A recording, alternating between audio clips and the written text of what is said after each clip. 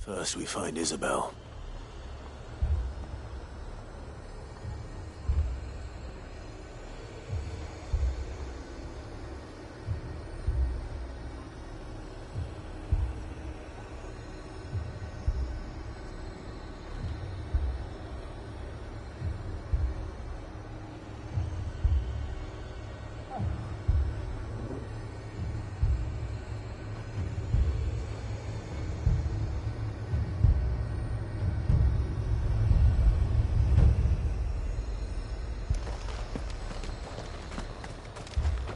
Heard a bloke saying he saw ghosts on the far side of the wall.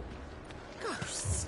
Then a wall? Can I interest you in some plates of mace? Or perhaps a racer to a ginger? I'd be willing to trade if you got no coin.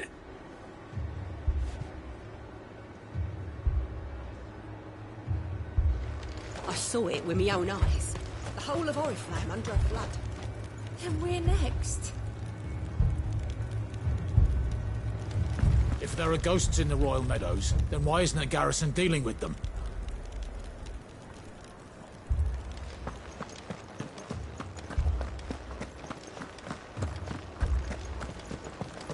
Four left for more on the captain's orders. You heard what happened in the camp.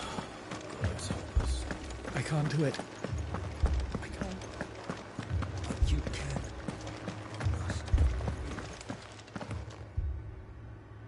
My lord. My lady. We received the dame's message. There have been sightings of strange creatures, I understand. With the blue eyes. Yes. Like a Kashik, but different. They've taken so many. I've lost count. Akashic, but different. Ultimus thralls. And what of your mistress? Is she here? Oh, no. She went to the garrison to ask what they were planning on doing about all this.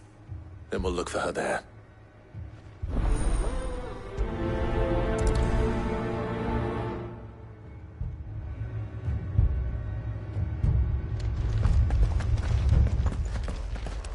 We've seen little and less of the soldiers of late. Anyone would think they were hiding.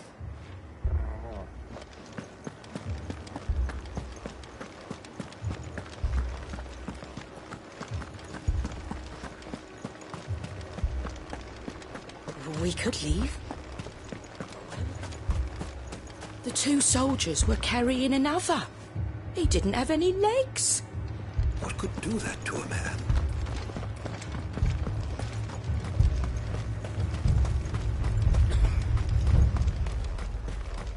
Madame, please! Half the garrison's been slaughtered by those things. We lost the captain this very morning. We've tried requesting reinforcements, but there's been no word from the capital or the Dominion in days! What more would you have us do? I would have you do your duty. Those at the Vale look to me for protection. And protect them I shall. Because they are my charges, and that is my duty. In case you have forgotten, the people of this town are your charges. But more than that, they are your people. Your sisters, your brothers, your lovers. So you have a choice. Lay down your sword and watch as they are slaughtered, or take it up and do what is right. She speaks the truth, you know. This here, it's all we have. It's all that's left. What we have left is our lives! Do you really want us to lose them as well? Not if we don't have to. Look, there's a cask under the captain's bunk. Let's talk about this over a drink, eh? I'm listening. I'll have a word with him.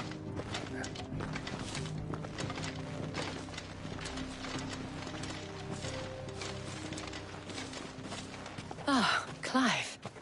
I didn't expect help to arrive so quickly. And sought to take matters into my own hands. It was a noble effort, but I thought you might still need some support.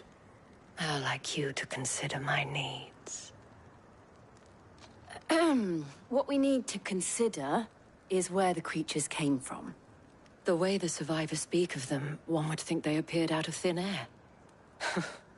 And perhaps they did. It's hard to know what to believe these days. We'll talk to the survivors. can't entirely blame the men of the garrison for losing heart. And they have provided a place for the injured.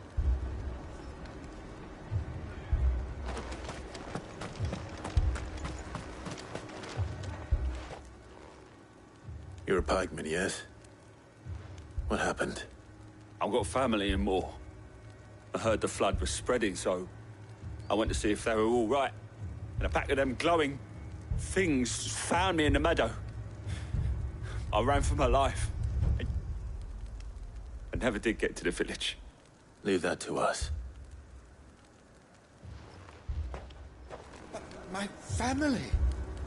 They're still in the capital. With no one to defend the place. I truly am. Moor's days are numbered. Don't leave me, Paul. It's all right. Give me your arm. Did you see the creatures that attacked you? Creatures? Yeah, They came out of nowhere. They went for Joseph first, then me, and then... Then they were just gone. Do you remember where you were? On the road from Oriflamme. We just passed Moor when... Where's my Joseph? It's all right. Just rest now. At least we have an idea of where the thralls might be now. We should head for more. I thought everything would be all right once we left the capital. But nowhere's safe anymore. Is it?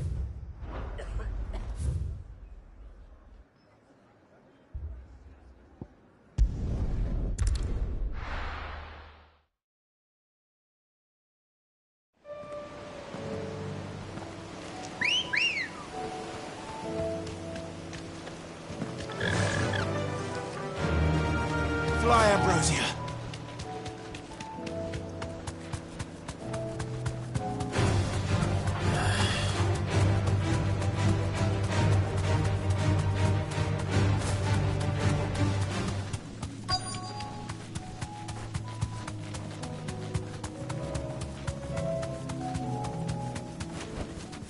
No need to ride from here.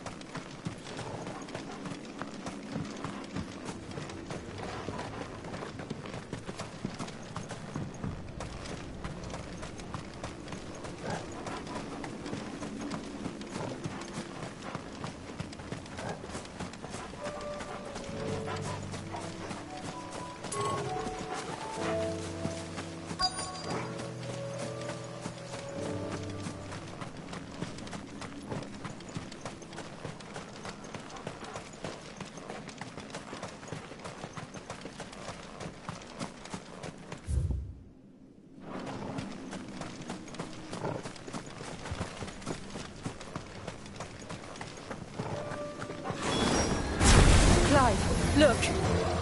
I see them. With me!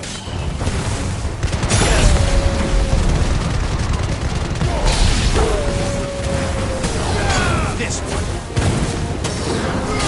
Over here! This one!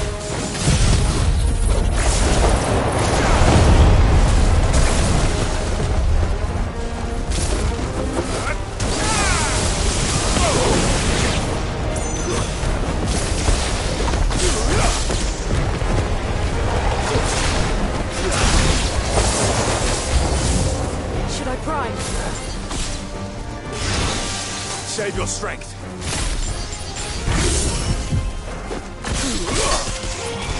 Get him.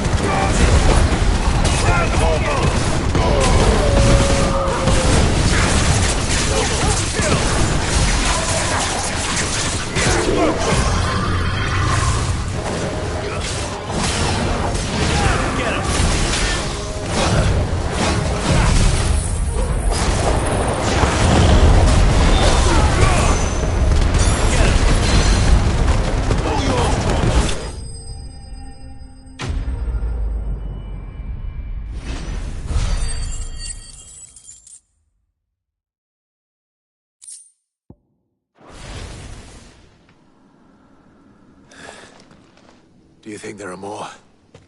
There are always more. But I'd say we've done what we can for the time being. Then we should let Isabel know.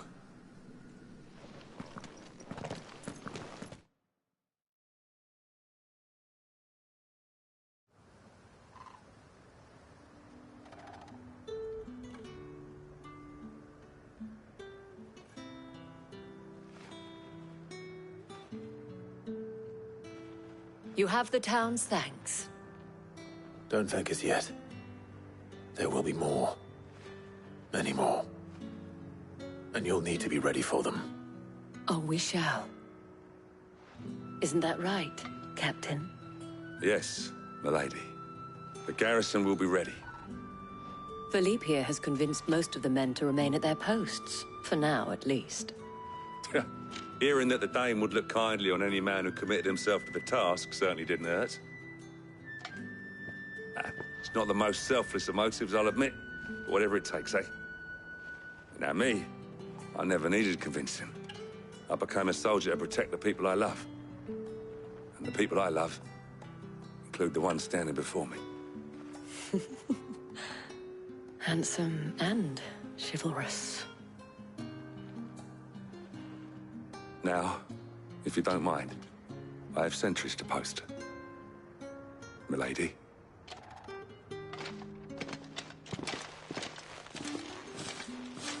Lest you wonder, I'm not foolish enough to believe that this has solved all of my problems. But it has solved one, and that's one fewer than I had this morning. Thank you again, Clive.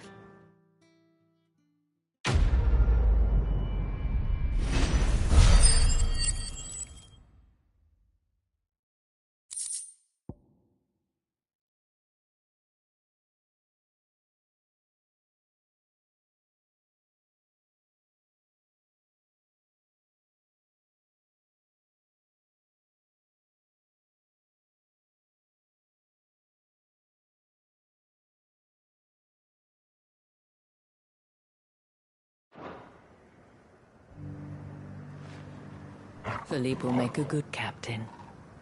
He reminds me a little of you, Clive, but without all the mocks and mows.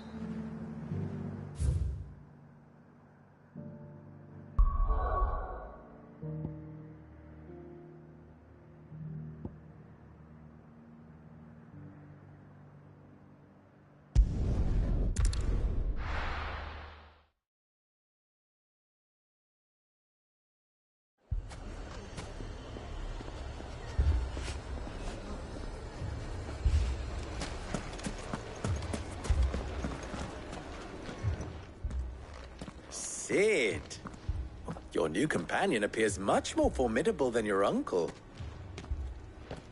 Should I be worried? You haven't been introduced. Jill, Clive has told me much about you. All lies, I'm sure. Your Stolas said that Dalamil has a bandit problem. Indeed. Although, you're a little late. They left with our food and guild days ago. Any idea where they went? The desert's a big place. Your guess is as good as mine. But the fact is, I have more immediate concerns. What did you say to me? What did you say? Ah, as if by magic. Let's just say we've yet to reach a consensus about how to solve Dalamil's little problem. And at this rate, it won't be the actions of the bandits which prove to be our undoing. It will be our own. I've tried reasoning with the dissenting parties, but even the Desert Hare has limits. Perhaps we could talk to them. What makes you think they'll listen to us? What makes you think they won't? She makes a fair point, Sid. And you won't have wasted much of your precious time if you fail. They're just across the courtyard.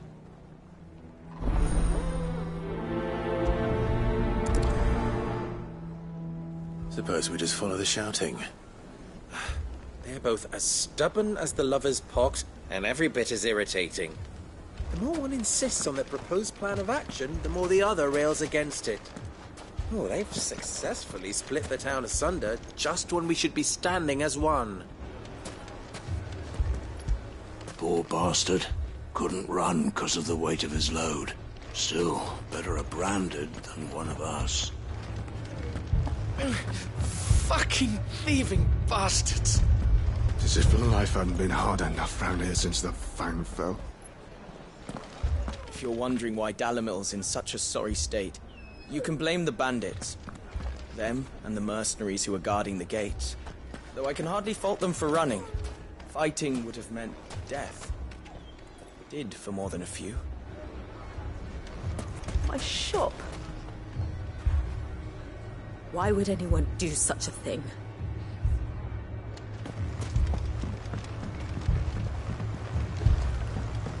If I had my pickaxe, I would...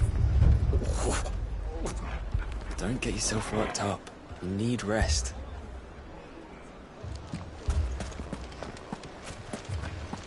All my finest pieces.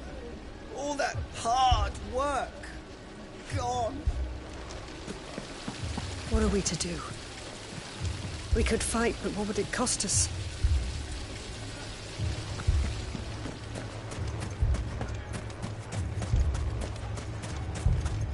Here you are. I thought I told you to go and hide in the inn. I tried, but they were everywhere. I was so scared. What's that Branded doing all on his own? Has he lost his master?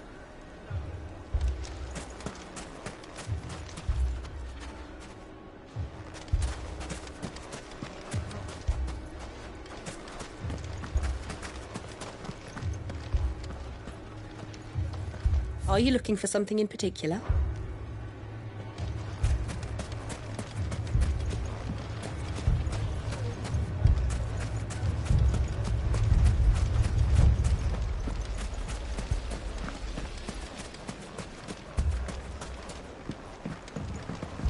Mummy, I'm scared.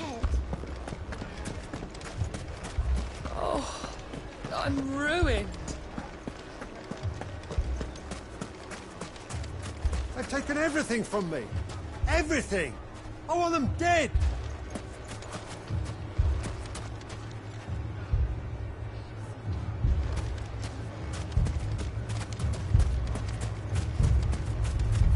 Hold on! I'll have my Branded heal your hurts.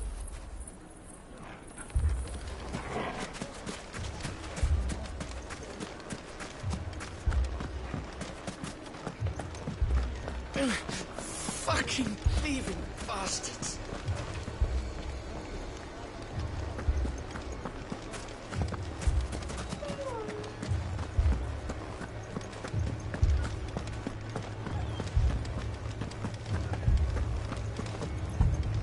We saw it all from upstairs. The bandits came and started attacking everyone. It was really scary.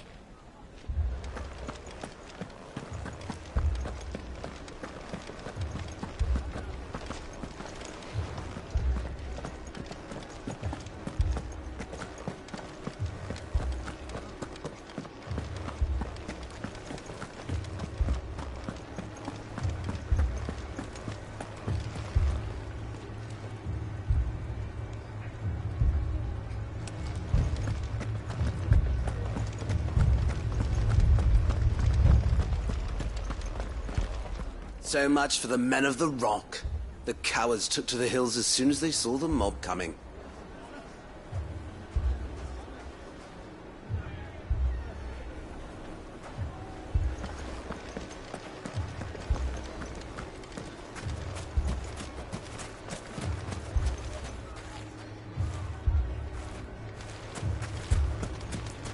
Damn it all! Why did Kupka have to go and get himself killed? He was the only thing standing between us and this.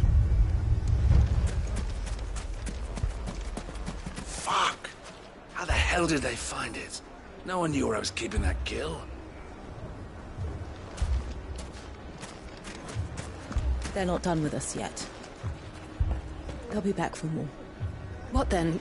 Should we leave? But where would we go?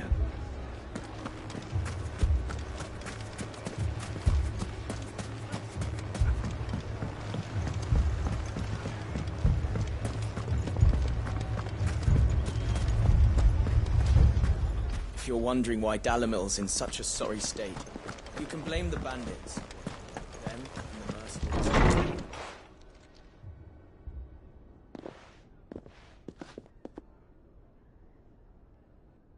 You wouldn't talk like that if it had been your men whose throats were slit. Blood for...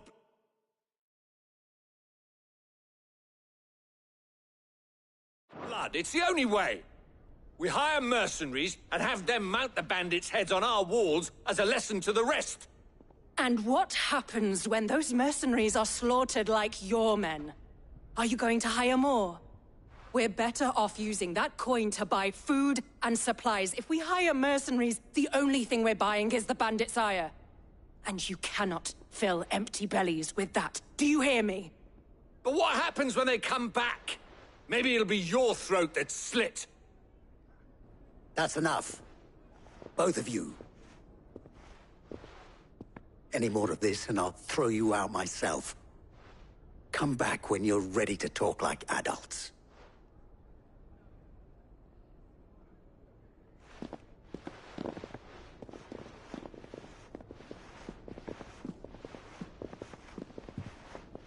Victor.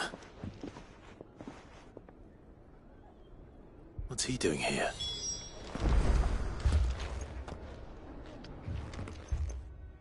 Sid. And Lady Jill. What brings you here? I was about to ask you the same thing.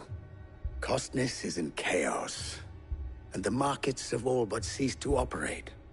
The Briar's Kiss here in Dalimil is the only place I can reliably obtain supplies. I was here to do just that when Master Lubor told me of his troubles. He thought I might be able to talk some sense into these fools. But if you're here, I suppose his patience must be waning. Who are those people? Those were the thorns in Lubor's side. And the reason this place might be headed the same way as Costness. It's these accursed skies. The darkness is enough to drive a man to madness. Or an entire city, for that matter. We're still working on the skies. But in the meantime, perhaps we can find a solution to Dalimil's problems. I hope so. For all our sakes.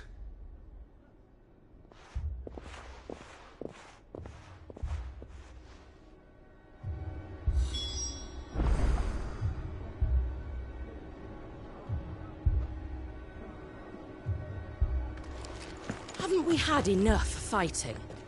I know I bloody well have. The next time those two go for each other's throats, I'm barring them both.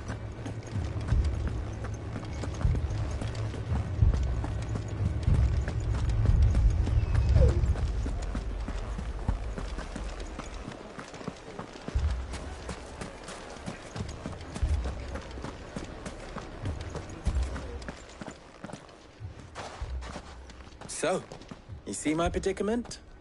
What I saw was a room full of people who were angry and afraid. And with good reason by the sound of it. But if left to smolder, that anger and fear could set the entire town alight. My thoughts exactly. What to do? Both sides wish to protect their homes and livelihoods, if only they could agree on how. But as long as they are divided, we are vulnerable. And if there's one thing bandits like, it's an easy target. What would Sid the Outlaw suggest? Well, if it were my namesake, he'd let them choose for themselves, and be on hand to pick up the pieces when it all went wrong. That sounds like a recipe for disaster. A recipe for disaster is precisely what it is. But perhaps that realization would be enough to make them question the ingredients. While it's plain neither Conrad nor Natalie will countenance the other's proposal, it may still be possible to make them doubt their own. Before presenting them with a third option. And that would be? To pool our resources and save the city ourselves. Why fight each other? When all that fear and anger can be directed at the bandits. It appears we have a plan of action. Victor, pay Conrad a visit. See if you can't convince him of his folly. I'll speak with Natalie. As you wish. Your faces are not well known in this town. That may prove useful.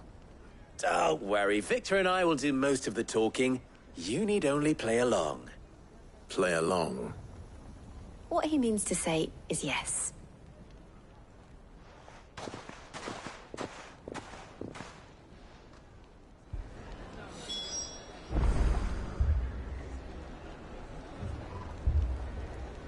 Lower than beasts they are.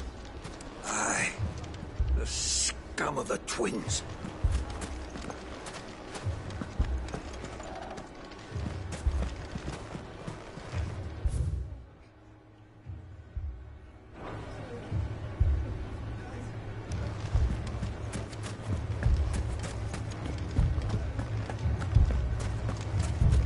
Picture it, Conrad.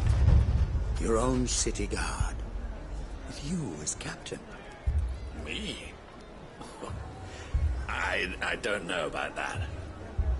Buying more supplies. We might as well scatter seeds near a rat's nest. They're the problem, and only steel will solve it.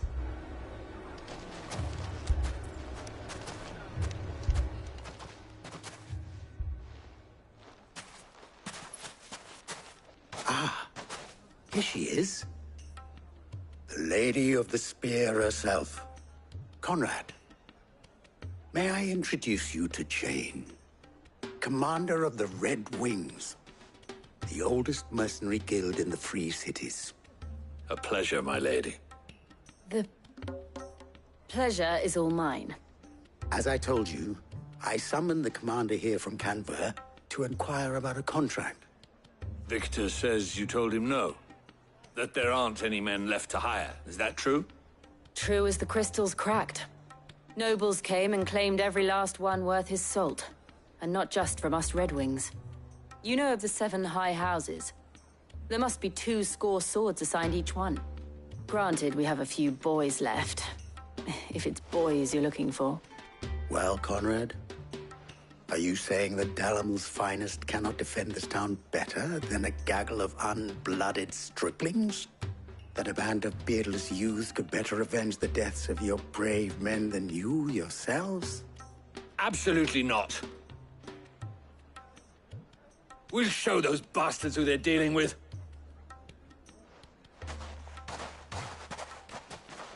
I can't believe that actually worked. Conrad's not what you called the brightest candle in the crypt. And there's a reason why I had you do the talking and not Sid. Well played, my lady.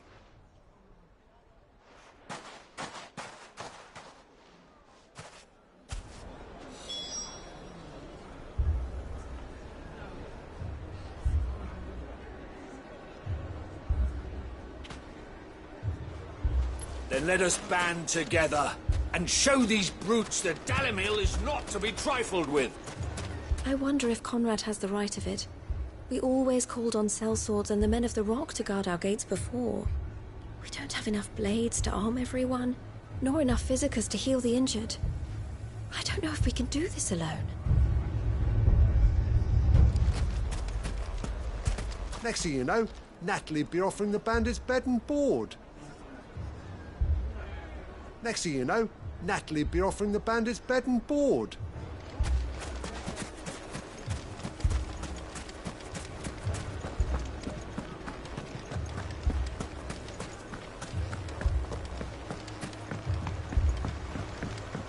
If I had my pickaxe, I would have...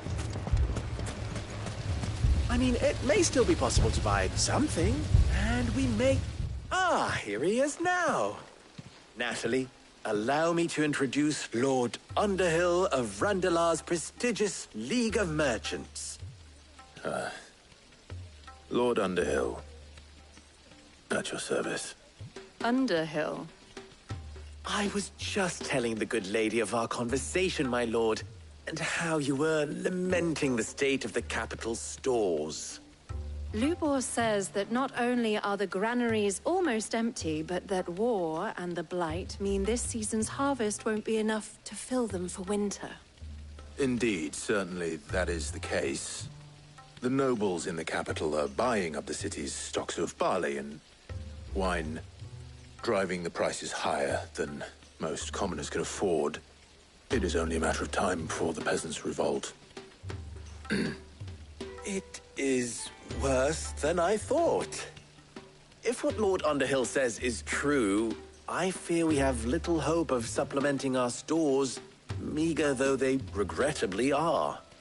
And while I applaud your endeavors to dissuade our more bellicose citizens from seeking vengeance, I sense Conrad is not wrong in his assessment of the bandits' likely return. Which means that now, more than ever, we will need to secure what little we still have. Food, weapons, herbs, everything. If our humble town is to endure not only this hardship, but those that are certain to follow, we must stand united. All right. If it will help to protect my home, I'll do it. But you needn't have gone through this charade.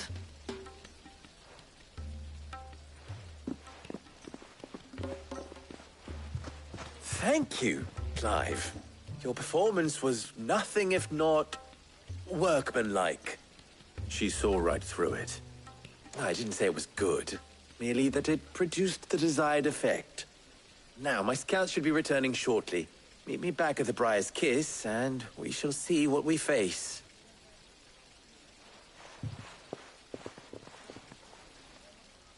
I'm not convinced our roles in this ruse were entirely necessary. I don't know. Conrad seemed quite taken with you. It appears I have no choice but to do what little I can to defend what little we have. But I would not see any unnecessary blood spilt. We need a plan. There's truly no chance for us to restock our supplies. That's it then.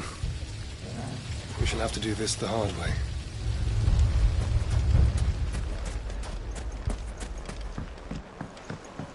Mummy, I'm scared. My shop. Oh, I'm ruined. Good news, Sid. Both Conrad and Natalie have somewhat gracefully accepted their new roles. With time, they may even learn to... Time no longer appears to be the luxury it was before lunch. I take it your scouts found the bandits. Technically, it would be the bandits who found my scouts. It appears they march for Dalimil as we speak. All of them. You're not serious. They don't just want food, they want the whole damn town.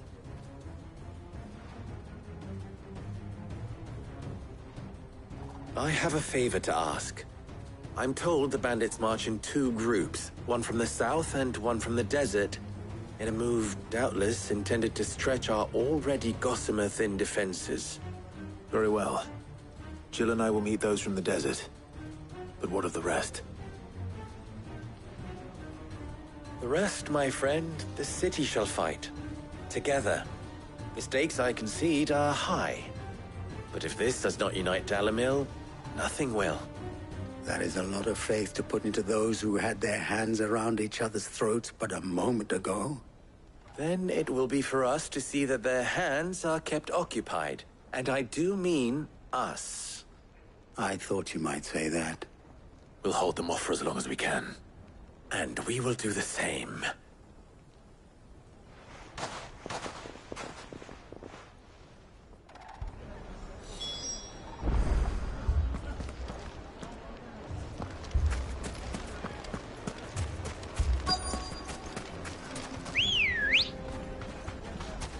Ready, go? Faster!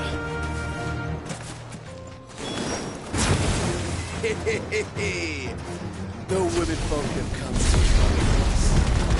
I'll take that one.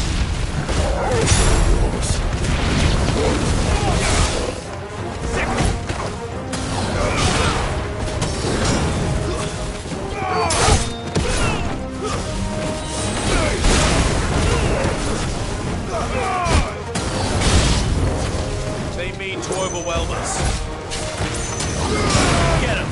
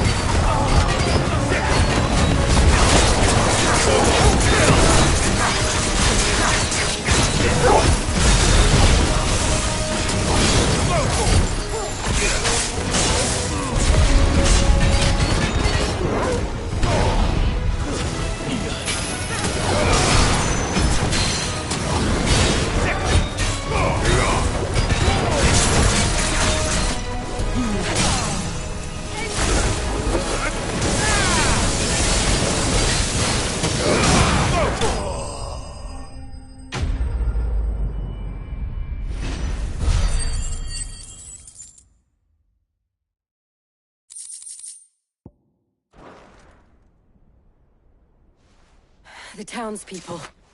Could they have held out? I don't hear any fighting. What do you think? That we should hurry.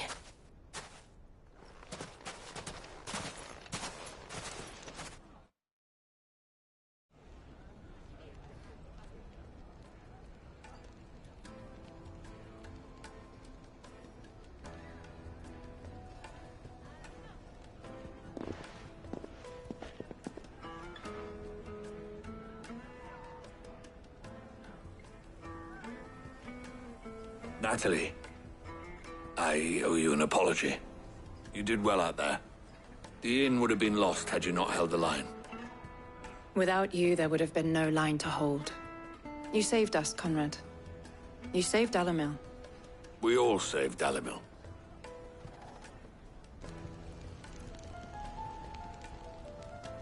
Conrad seems to have had a change of heart. I'd say they both have. I take it from your presence that our visitors from the desert won't be joining us either. Pity. The plan worked, Sid. Granted, it only took an army of bloodthirsty bandits at our gate. Calm now, Victor. Why quibble over the details? We are united, and that is all that matters. As for you, Sid, you fight considerably better than you act. I'll take that as a compliment.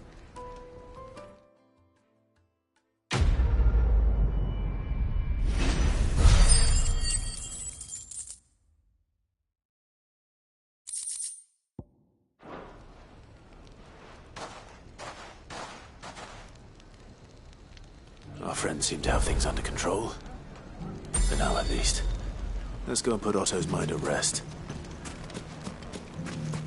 We may have driven the bandits back once, but what's left of them are still out there nursing their wounds. And their grudges. So our watch continues.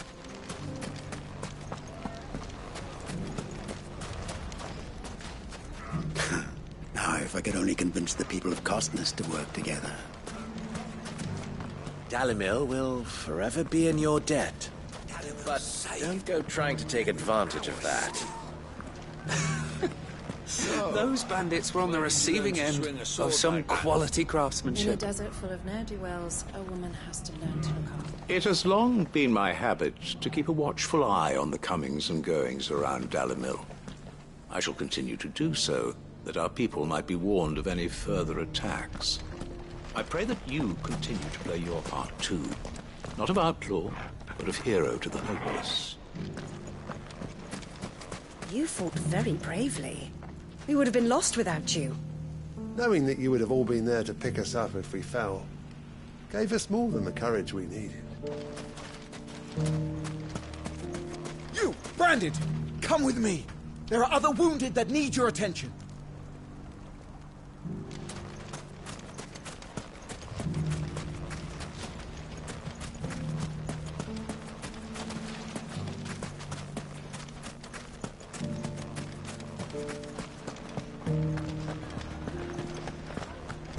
bandits may be no more, but look what they've left us with.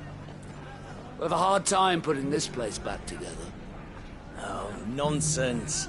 As long as we all do our bit, Dalimil will be back to her old self in no time.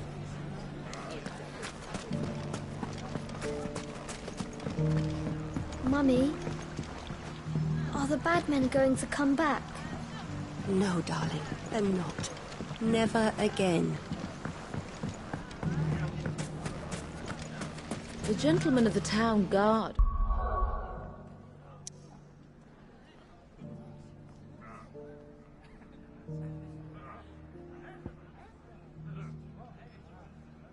A strapping bunch. Perhaps. But the gentlemen of the League of Merchants have deeper pockets.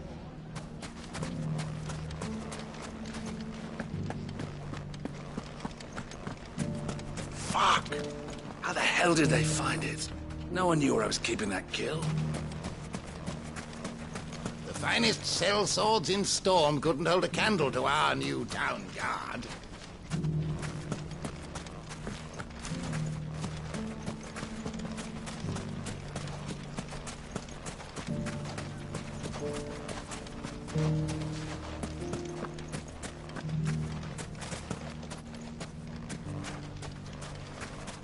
If you ever do that again, I'll whip you to within an inch of your life. Run from your master, would you?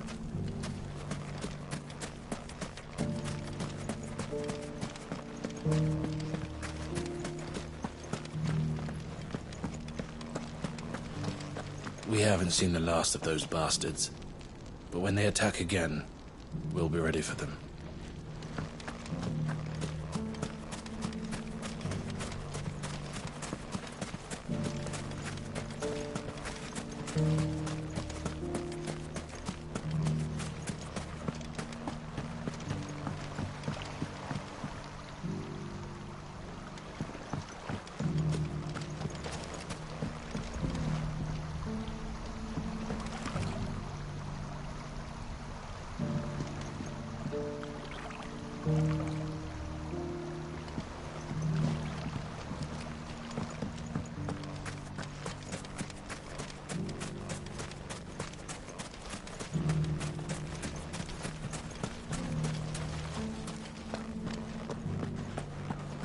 Some of those blackguards were once men of the Rock. I recognize their faces. How the mighty have fallen.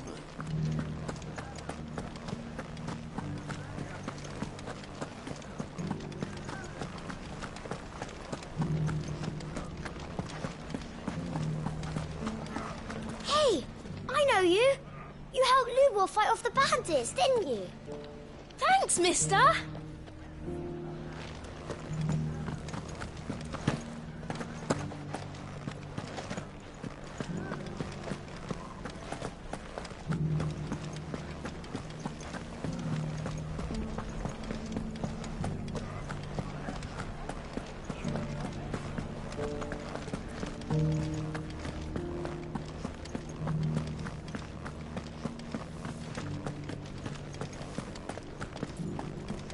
Lubor did well to bring Conrad and Natalie together.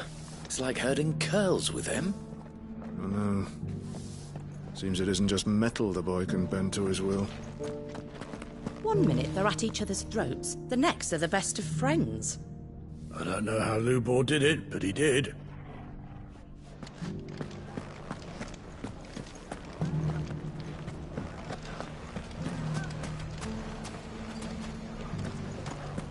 So, where did you learn to swing? You fought very bravely.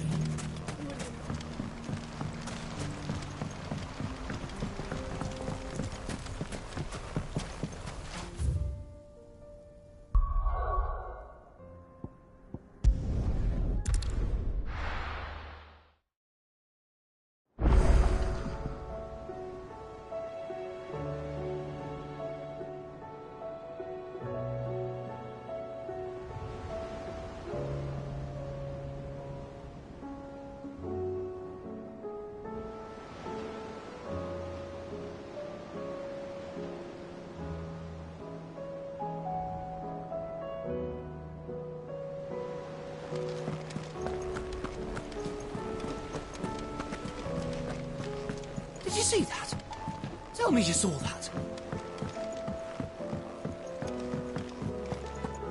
We've sent Cursebreakers to Martha's Rest, Dalamil, and Northreach. Hopefully they can help maintain the peace. Cole told us everything that happened. It's a bit of a worry that both the Republican and Imperial armies are in disarray. But it was good to hear that the people stood their ground. Was wondering when you'd turn up. Had owls from all our friends thanking you for your timely intervention. How is it you always manage to arrive at just the right moment? Luck, I suppose. Any word on the rest of the realm? Let's see. Storm's still crying out for mother crystals. The nations are still in chaos. And the skies are still the colour of a kick in the kidneys 2 days on. So... Right. Clive, we knew this was going to happen. Well, not the bleeding skies part, but you take my point. Now's not the time to second-guess yourself. Now's the time to visit the infirmary. Taya says your brother's awake. Thank you, Otto.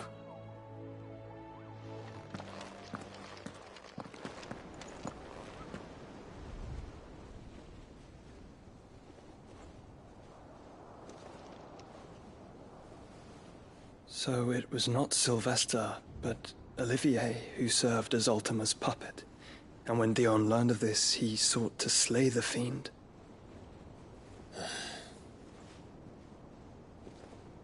Only for his father to take the spear that would have freed him. Enough to drive a man to madness. Small wonder he hasn't stirred. I would be afraid to wake. Had I but reached out to him sooner, warned him of the threat Ultima posed. But now, both an empire and her prince lie broken. Joshua,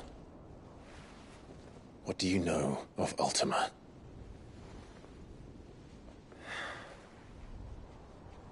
Very little, I'm afraid.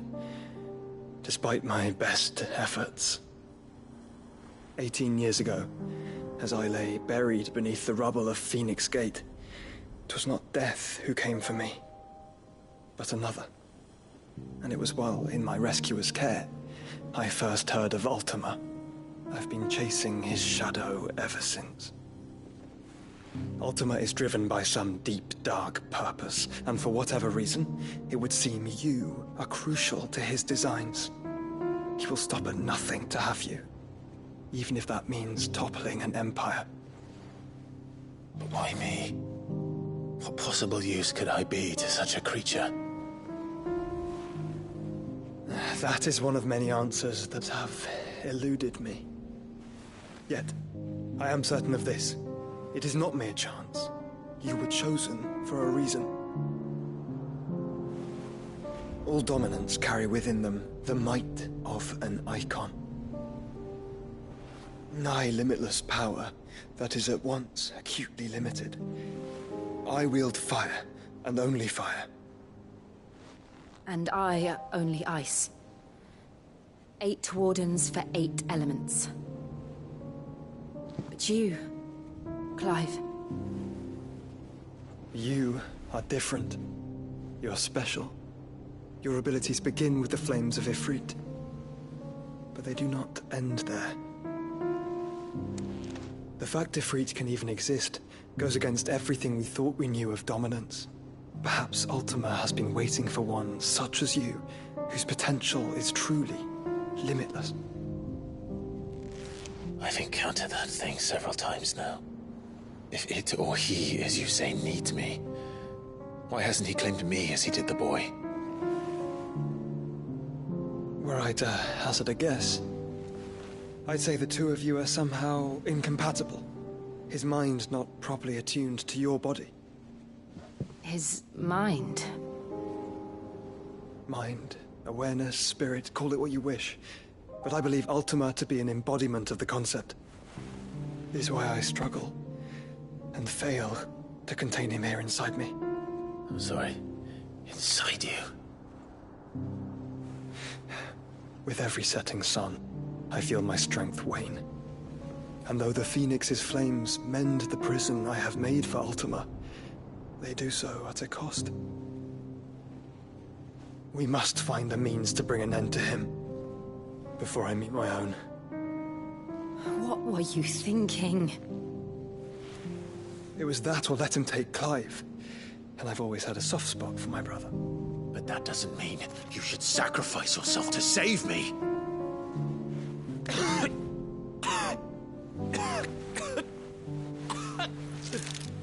Joshua. Clive, it's Gav. There's an army of Akashic at the gates of Canver.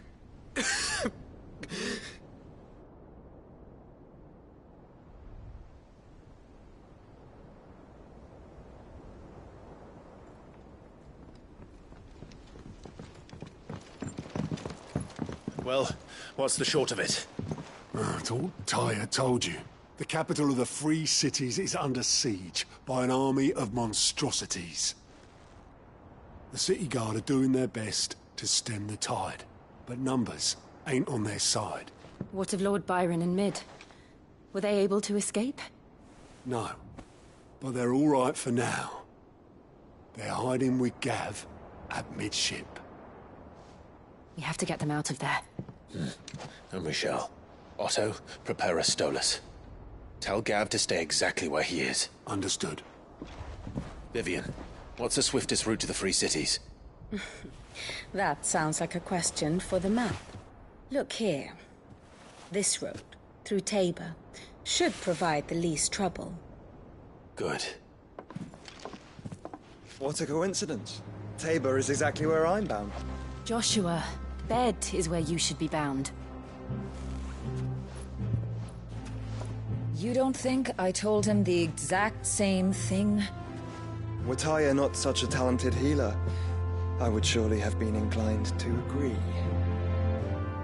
But, thanks to her ministrations, I feel I may safely rejoin my attendant, who was to wait for me in Tabor if we became separated. All right, we travel together. Clive. If he stays close to me, he'll be fine. Thank you, brother. I'll look after him.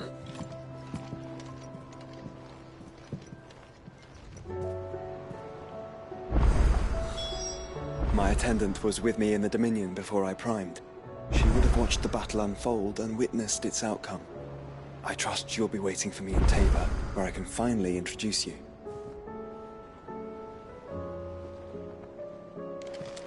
Tyre's right. Your brother is in no condition to travel. That's all I'll say on the matter. It's Mid, Gav, and your uncle we should be thinking about now. You know how I feel about this, but your brother's stubbornness knows no bounds. I'm starting to think it runs in the family. You know how I feel about this, but your brother's stubbornness knows no bounds. I'm starting to think it runs in the family.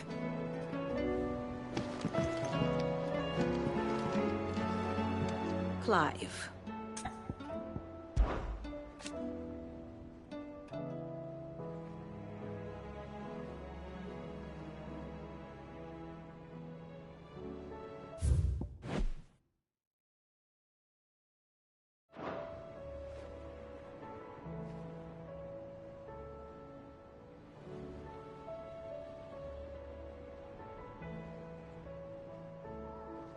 And how could it not?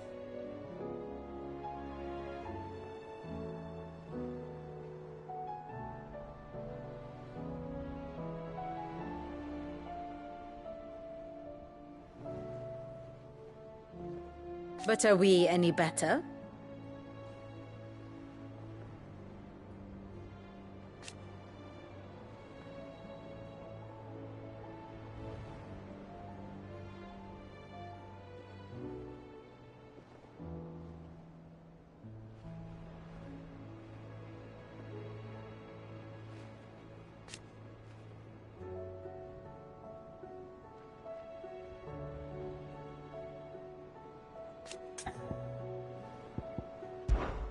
I cannot claim.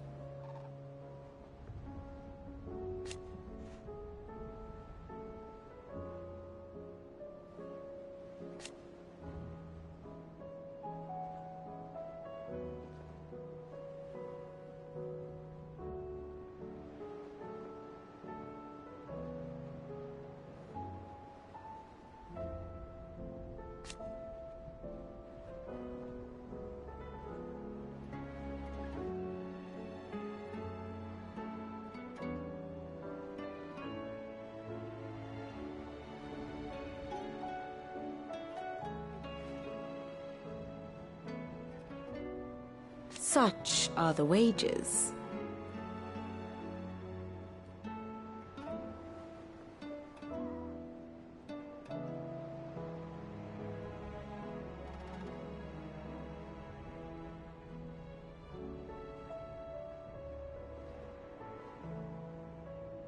Ironic, then.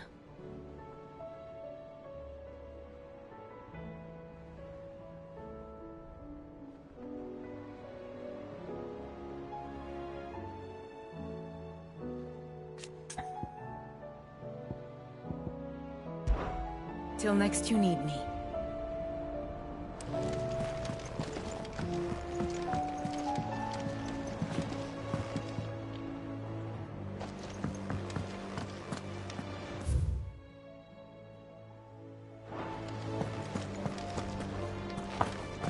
Do you like being struck by thunderbolts from on high?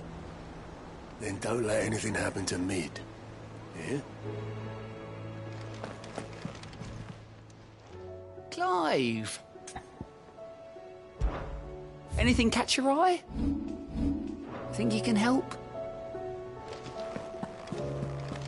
Cole told us everything that happened. It's a bit of a We sent Cursebreakers to Martha's Rest, Dalamil, and Northreach. Hopefully they can help maintain the peace.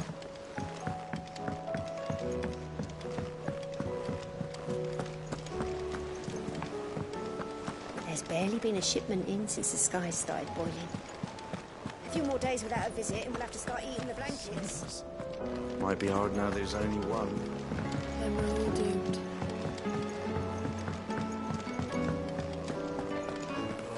Battle cries of dread one time. It seems the hideaway is blasted book. Here, you put me in this situation, Clive. You can bloody well get me out of it. I need a hand with a recipe. Are you sure it's me you're looking for? I'm not much of a cook. I'm all the cook will be needing, thank you very much. What I want from you is a little of your time, right? Oh, and perhaps your sword. You remember Ivan's stew, right? Well, despite the look of the thing, and that awful stench, people wolf it down. So I thought I'd try making one of these supposed masterpieces myself. Had a peek at the book and gave it a go, but, well...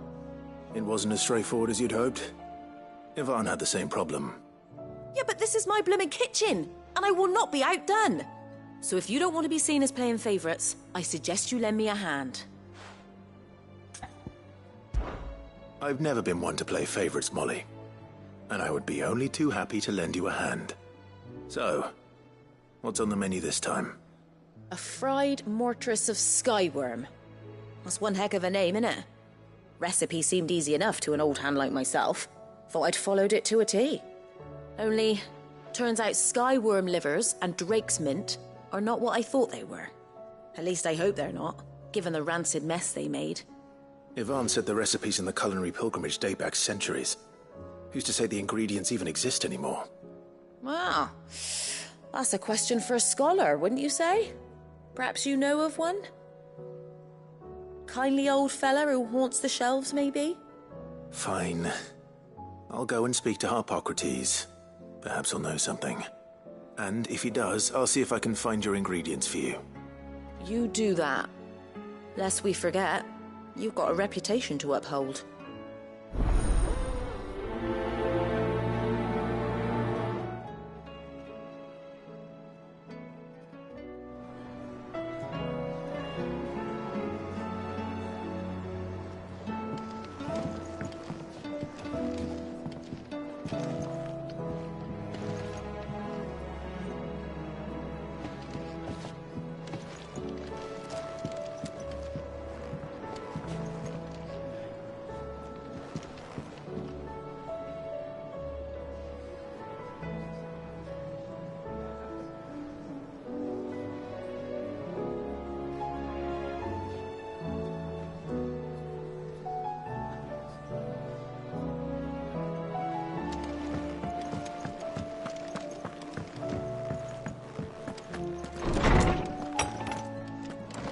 Is a storm coming soon?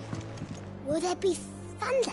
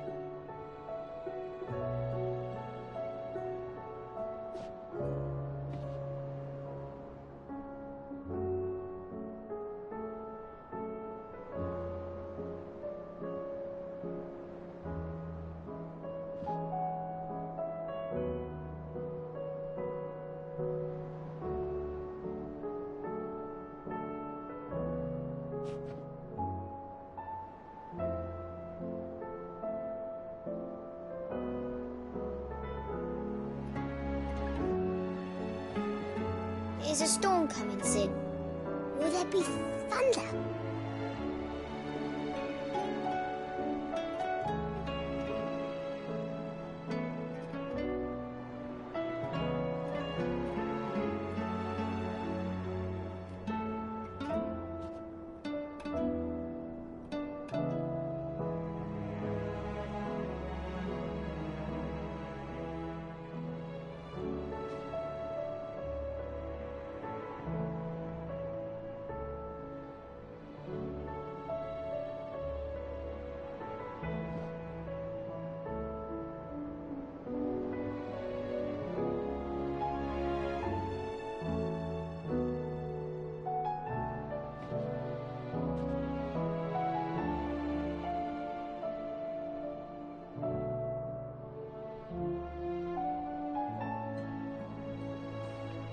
Sid, perhaps you can help me solve a mystery.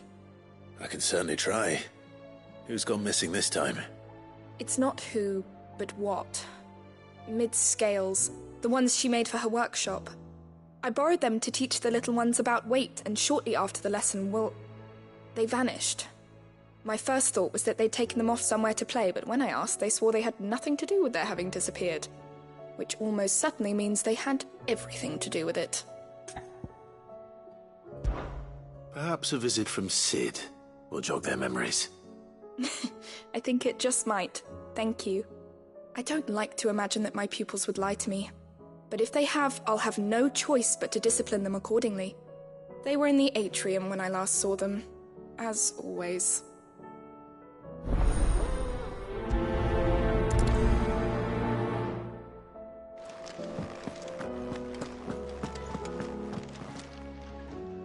Lawsman Harpocrates, I've come to pick your brain if you don't mind. It's about the book you lent Ivan. Ah, Valisthea, A Culinary Pilgrimage, a classic. One of my favorites, in fact. The young man did a wonderful job with the Chance's stew. I do hope we shall be able to sample more such marvels in due course. That's actually why I'm here. I don't suppose you know where I might find skyworm livers and drake's mint. Ah, so the fabled Sandbrequois delicacy is next on the menu. Delightful. The descriptions of fried mortress never fail to make my mouth water.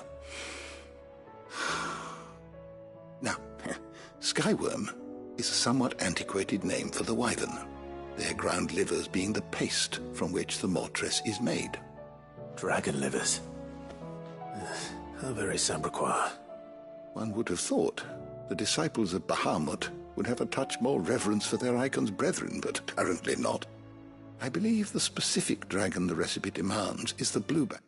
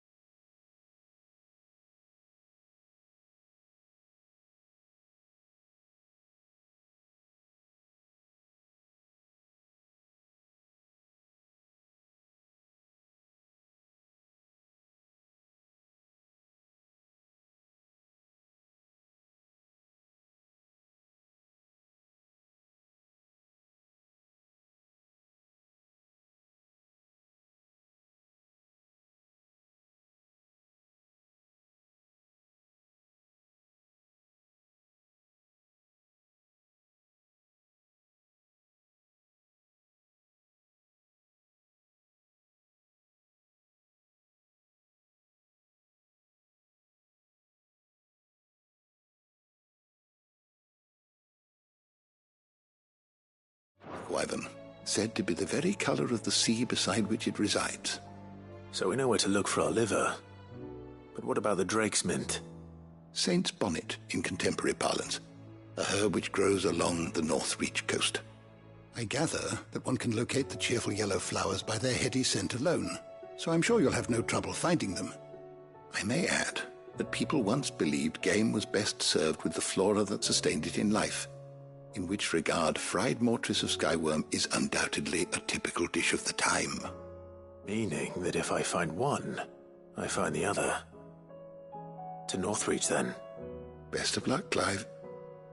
And do save me a bite once the dish is complete.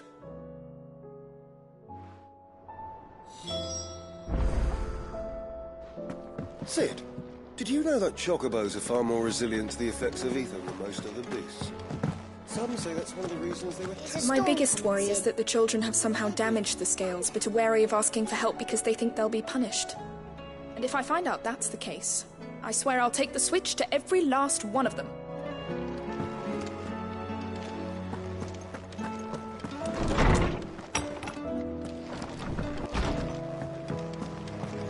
Seems the hideaway's lost its appetite. Did you see the pair that got hauled into Tyre? What am I gonna do? Oh.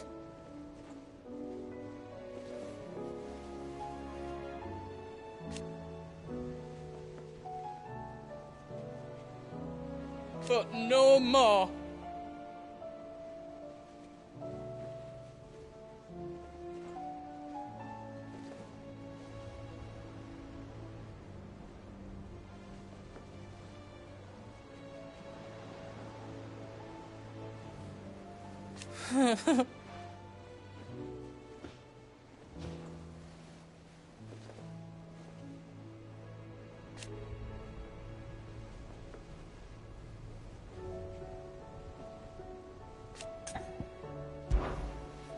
Is everything all right, Goots?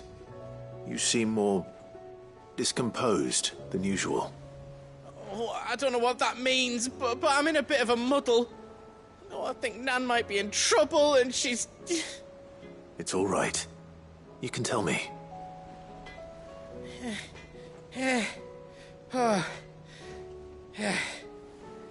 There was a trader came by. One of our usuals, like... Said he'd heard some rotten rumours about her down Dalimil way. Folk are saying she's been selling to bandits and cutthroats and that.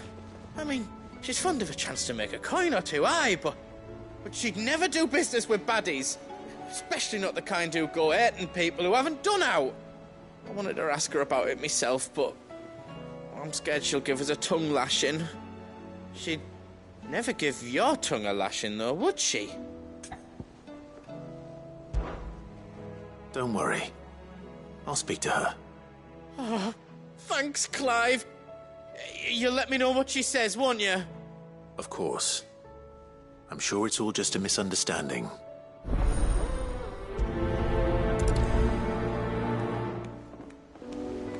Nan sometimes sells swords and that, but never to anyone who's not a friend of ours. That's how it's been for as long as I've known her. You don't think it's true what people are saying, do you?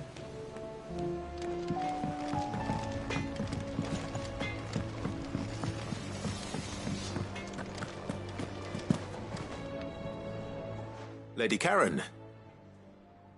How's business? Not nearly as foul as the weather. You're doing good trade, then? Both in and out of the hideaway? Can't complain. Wait.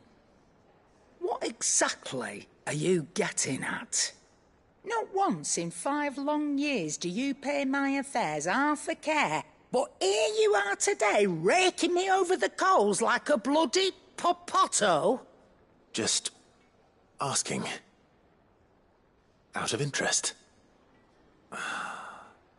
All right. I'm here because I was told that certain rumors have been circulating. About you selling weapons to brigands. Oh, are you? And who was it who knows me so well as to tell tales of my evil exploits? I didn't exactly hear firsthand. All I know is that someone in Dalimil has been spreading word to that effect. And what? You believe it? You think I'm profiting off the blood of innocents, do you? Look, I've done things I'm not proud of. Might be there were a time when I turned a blind eye to the wretchedness of the world so I could line my pocket. But that woman is no more. And you'd know that if you'd ever paid the slightest bit of notice. You're right, Lady Karen. I apologize. It was wrong of me to doubt you. No, it was. No. I reckon you've got better things to do than pointing your do-gooding finger at a poor old woman. Of course. Good day.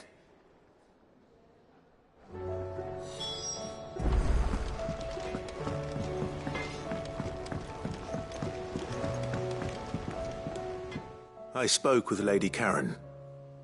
What did she say? That the rumors were unfounded, and that I was a fool for thinking they might hold any truth, along with some other things that made her feelings clear. And while it sounds like she may have done things she regretted in her past, she says those days are behind her. Oh, well, that's good. I knew Nan wasn't caught up in out bad. But why would people say she was? What did she ever do to them? It's not right. No, it's not. But people do things for all sorts of reasons.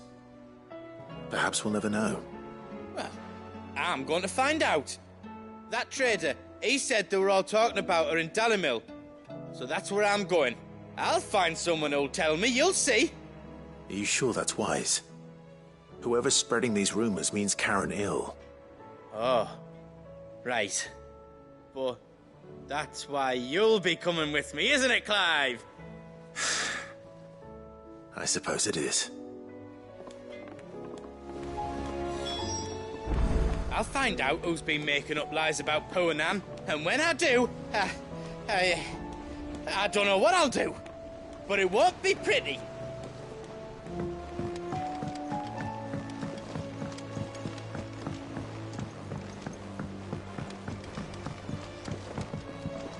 I heard the Emperor was impaled on his own son's spear.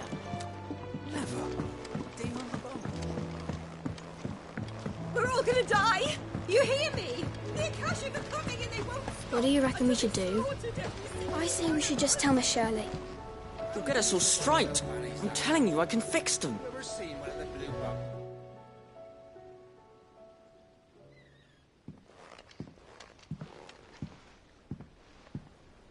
Sid! Hard at your studies, I see. And what is that? It's not a set of scales, is it? No. Of course it isn't. Well, not anymore, it's not. Oh! And just how long hasn't it been one? We're sorry. But we didn't break them. We dismembered them. Just like Miss Mididol showed us. Miss Mididol? And why would she have you dismembering her creations? Because that's the only way to become a ninja-neer. Miss Mididol said, the best way to see how something works is to take it apart and put it back together again. Well then, your work is already half done. Carry on. About that. The taking apart was easy enough, but it's the putting back we can't work out. Speak for yourself. The heavy thing goes at the bottom. Then...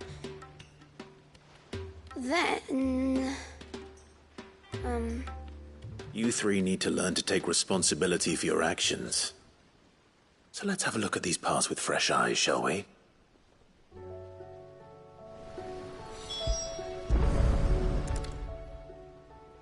All right. Everything here was once part of Miss Mididol's scales. Every piece has its own role to play, and each is just as important as the others. If even one of them is missing, the scales won't work. So let's think about what those roles might be. You already know one of the pieces. The body. Its role is to support everything else. But what of the others?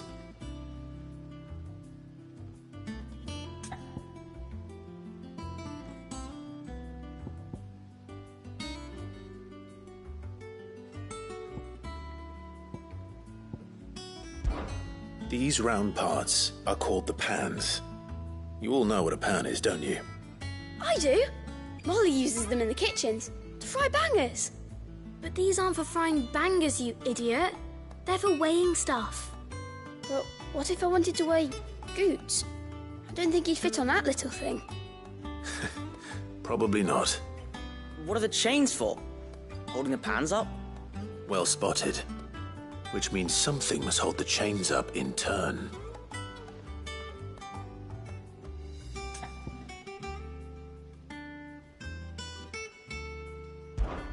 This is called the arm. Why do you suppose that is? It doesn't look much like an arm. You're right. It looks more like a wing. Like a chocobo wing! You've ridden a chocobo before, haven't you, Sid? Will you teach me to ride one day? I'll think about it. Now, what do arms do? Hold things. So wait, maybe this arm holds things too? Good thinking. You're on the right track.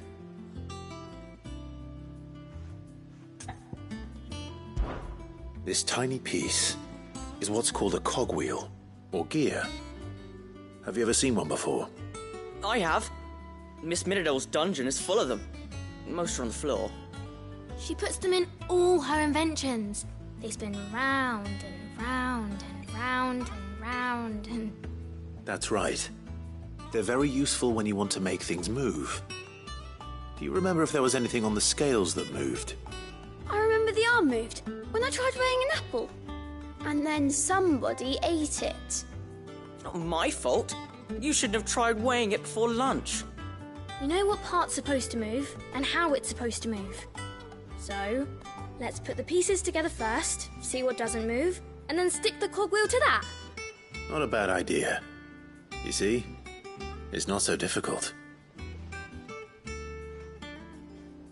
So, now that we've taken stock of the parts and learned what they do, what do you think? I think we've got it. Then here's what we'll do. You tell me what goes where, and I'll put the scales together. Well, obviously you need to start with the body. All the other pieces fit onto it, don't they? And the arms go on the body, just like real arms. Or wings, if you're a chocobo. And then the arms hold the pans by the chains. Very good. Let's see if that works. There. All finished.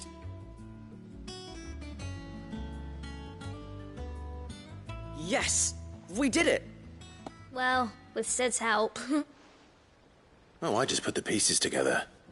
It was you three engineers who showed me how. That's right. We're Miss Miradol's hares. Her hares? Yeah, hares for the future. She's showing us her secrets now, so we can help out the hideaway when we're older. What do you think, Sid? Are we almost ready? With a little more help from Miss Miradol and Miss Shirley, I'd say it won't be long at all. You hear that? It won't be long. Until then, though, do try to be honest with Miss Shirley.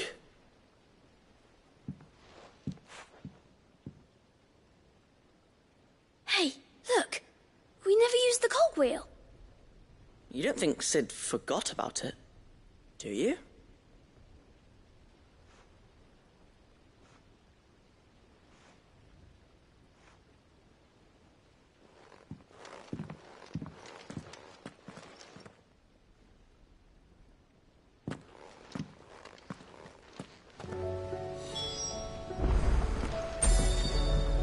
Didn't happen to forget anything, did you, Sid? Didn't happen to forget anything, did you, Sid?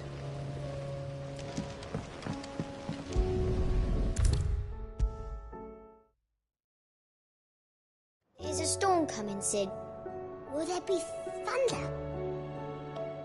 Well, did you solve the mystery? It was as you thought. The children had the scales, or the parts of them at least. They dismantled them to see how they worked. Oh, no, Mid will have my head. Thankfully she won't. This might even have been her idea. Although I was the one who ended up teaching the lesson. I'm so sorry, Sid. I know how busy you are. I shall see that the children are properly punished. Please, there's no need. Mid seems to have taken the three of them under her wing. She's even calling them her heirs. She'd have them follow in her footsteps. And her father's. I see. Sid, do you know why Mid has been spending so much time at the hideaway of late? She told me it was because her studies have been interrupted by events in Canva. Is that not true? No, it isn't. The university offered her a commission. In exchange for full tuition, room and board, they asked her to oversee the design of several new war engines. To anyone else it would be an opportunity, but to Mid, who lost both her parents to war, it was a bitter pill. One she was none too keen to swallow. But that should come as no surprise. She's only ever cared about bringing people hope. The very last thing war can be said to do. Which explains her heirs. She's working to give them a better life. And so should I. What's the odd engineering lesson? Oh, you've given them far more than that. And I'm sure they're very grateful.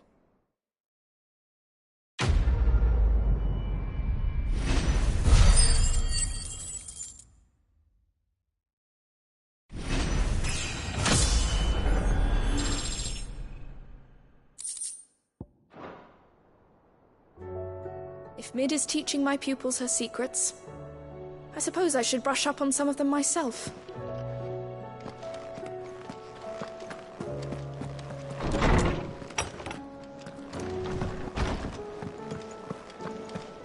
It seems the hideaway has lost its appetite. Did you see the pair that got hauled into tires?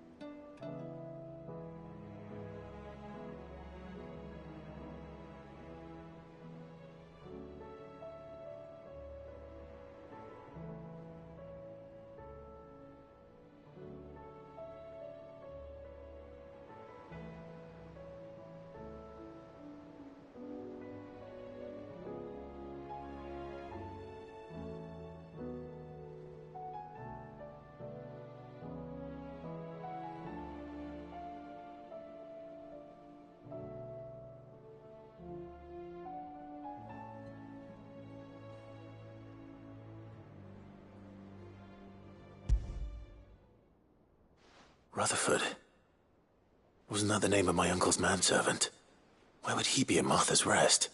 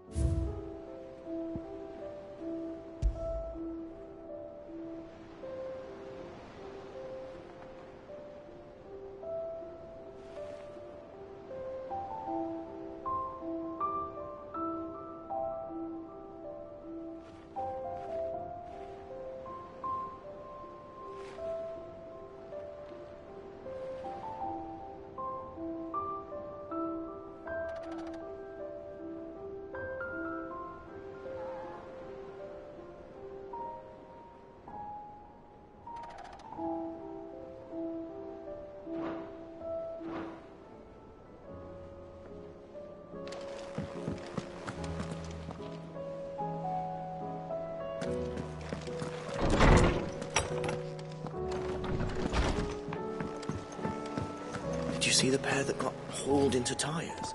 Aye, all their fancy silks stained red.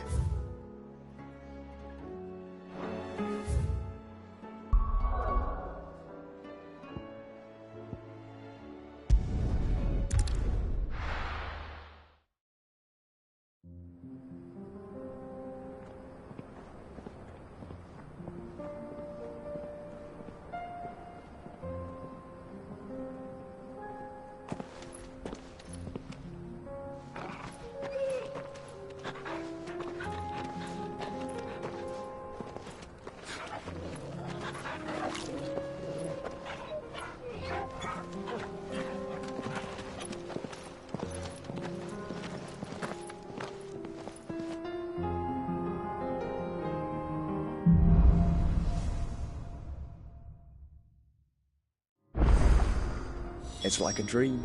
The four of us out walking like we used to. Enjoying this, are you? Gav and the others could be in danger as we speak. You're right.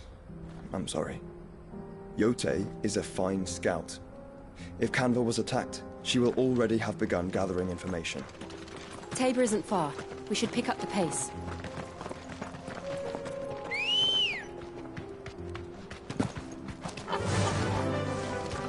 Faster!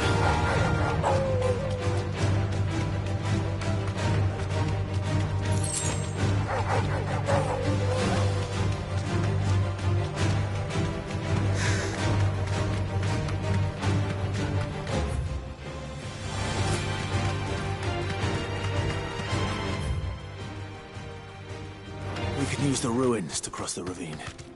Assuming they will allow it, the Echoes have a will of their own.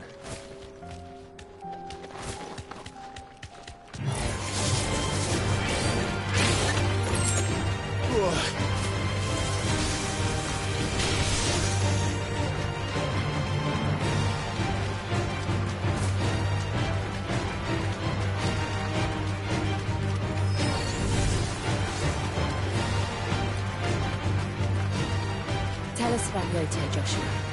She's strong-willed, loyal, and deadly with a blade. Much like Clive, but with better manners.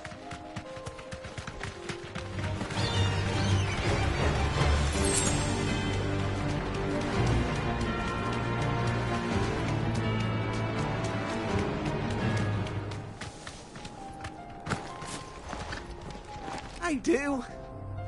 Where are you off to now, then? Bound for the Free Cities, perhaps? Oh, no need to say if you'd rather not. We all have our reasons. Ain't exactly feeling like sharing with strangers myself at the mo.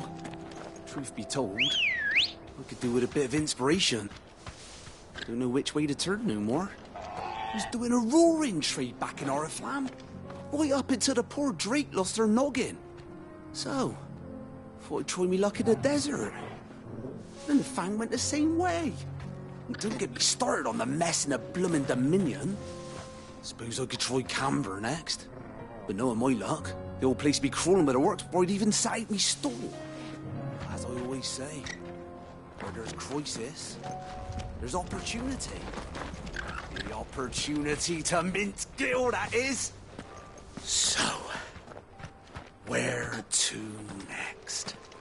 Is there any money to be made in ash? Do orcs even carry Gil? I do. Where are you off to now then?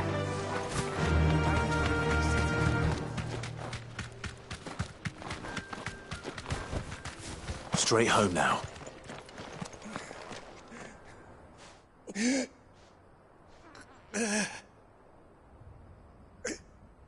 You're injured. What happened here? Where are your comrades? Ether flood. Up ahead. It swallowed our camp while we slept. My own men did this. Turned every last one of them. There's a village not far from here. Tabor. The people were kind to us. It's only a matter of time before they won't stand a chance. We can't let those monsters reach the...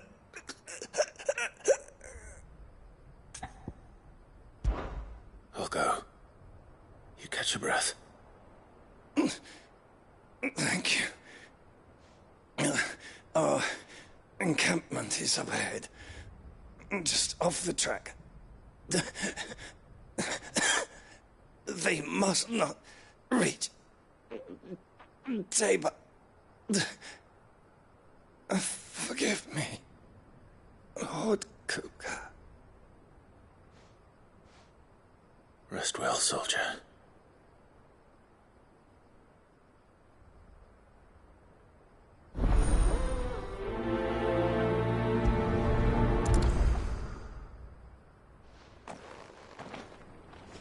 You said the encampment was close.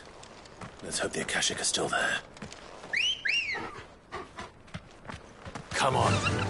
Fly, Ambrosia. Another ether flood. They're everywhere now. We can't go round it. Then we'll just have to be careful. Right. I got here in time.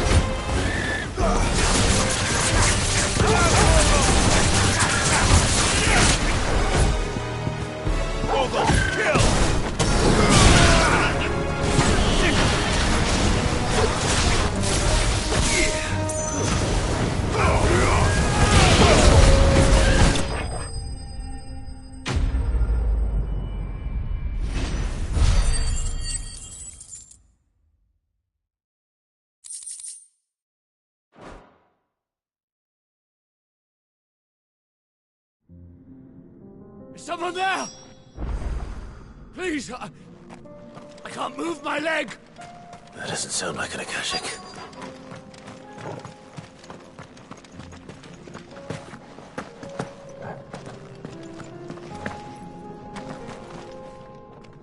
You're with the battalion?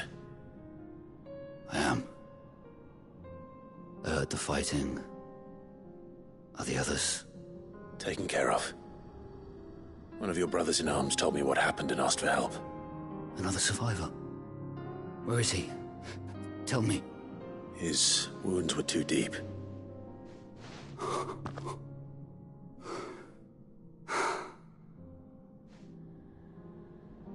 He was right to send you.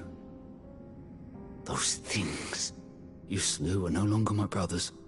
Tabor is safe thanks to you. Here, you've earned it.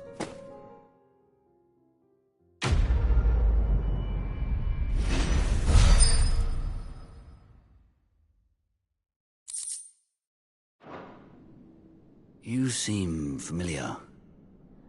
Have we met? You must have me confused with someone else. Wait. That scar. Son of a whore. You're Sid. I was there, in Costness, when you killed my brothers. I was there in Rosalith, when you killed my commander. My war with Hugo Kupka is over. I bear no ill will toward those who followed him. And what of my ill will? Coward! Draw your steel. Lord Kupka shall be avenged!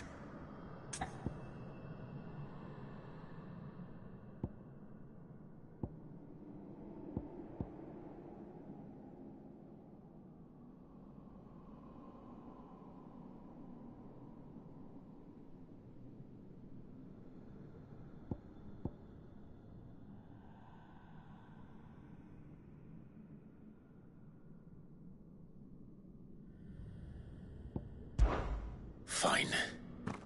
If you insist. For Tyson!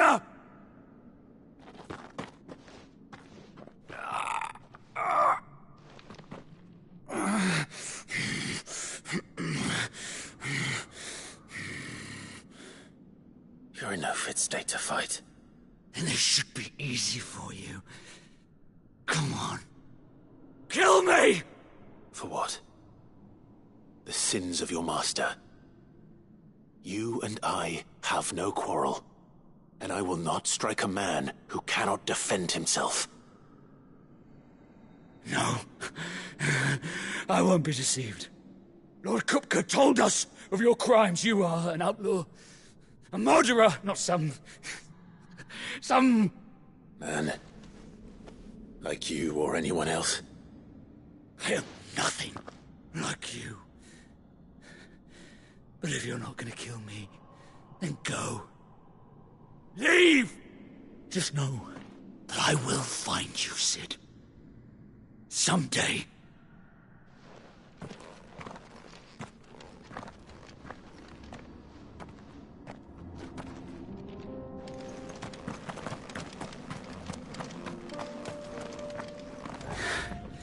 You will regret not killing me when you had a chance, Sid. I will avenge my master.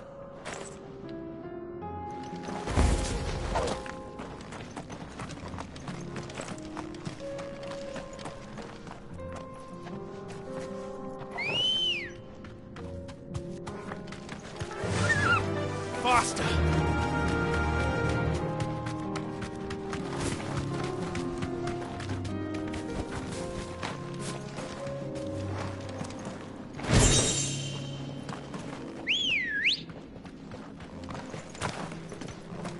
Come on. Run like the wind.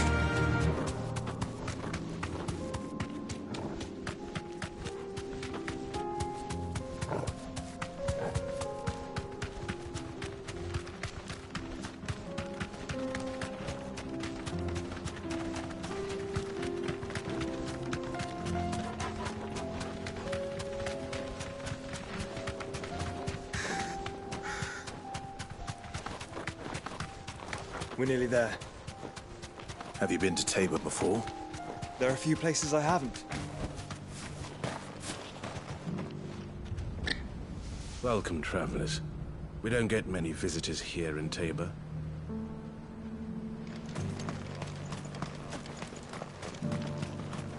Where now, Joshua? There is a residence just inside the city gates. She awaits us within.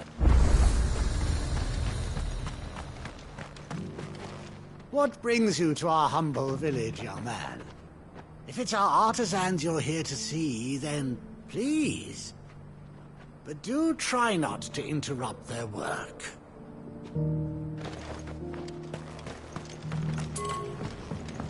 I feel like I fleshed 100 skins today. Stay focused, will you? One slip of that scrape and the hunter's hard work will be for nothing.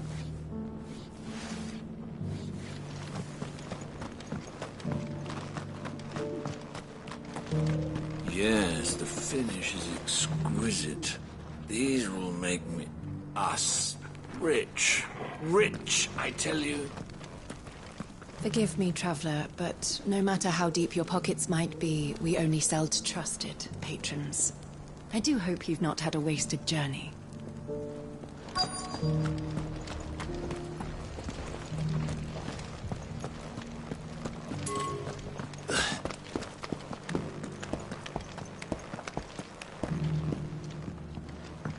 You wouldn't happen to have a decent whetstone in there, would you, madam?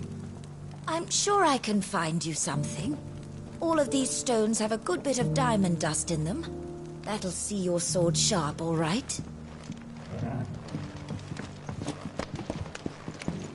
So it's these stones to Canva, and the rest of the boxes to Dalamil.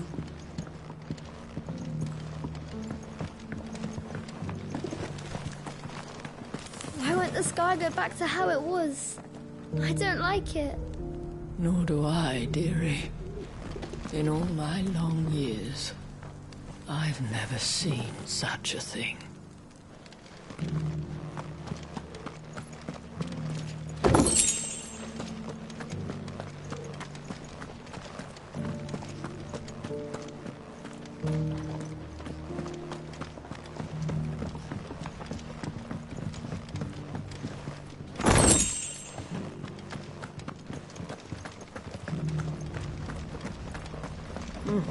Not a scratch on them.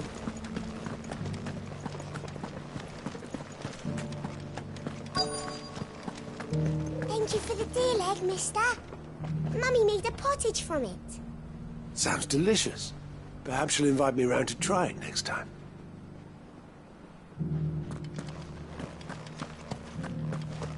Decent quarry's been hard to find since the sky's turned. It has indeed. Can't blame the beasts for being on edge.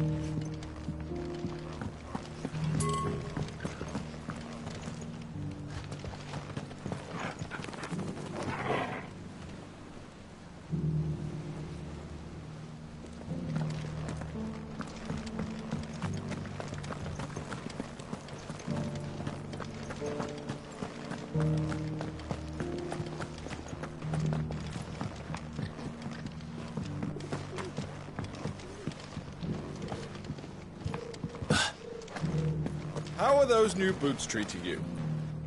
They're fantastic. Soft as phoenix down, but tough as boiled bow.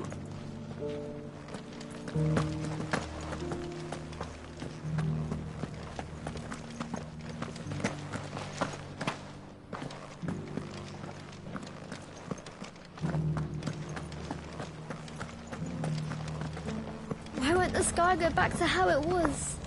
I don't like it. Nor do I, dearie. That Cyril fellow's an odd fish, don't you think? Well, scholarly sorts like him always are, aren't they?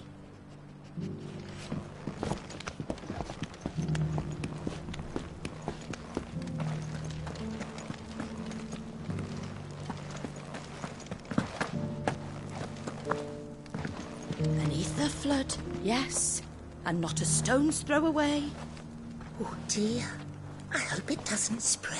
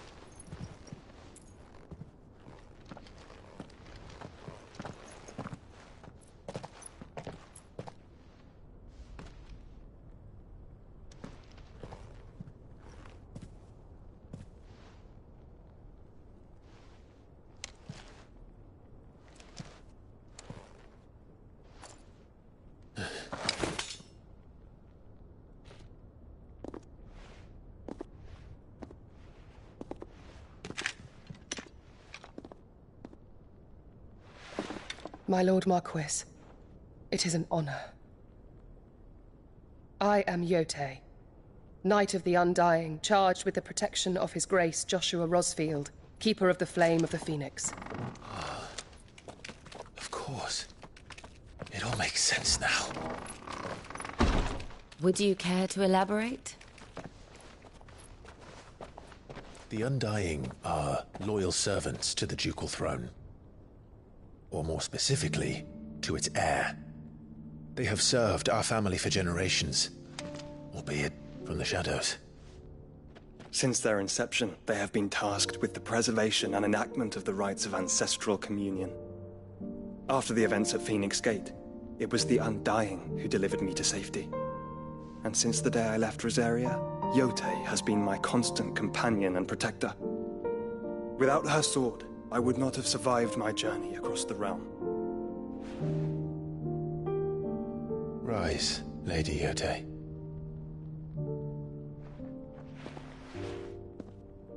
You saved my brother. I owe you a debt I can never repay. I but did my duty. Come now. Tell us what you've discovered. Your Grace.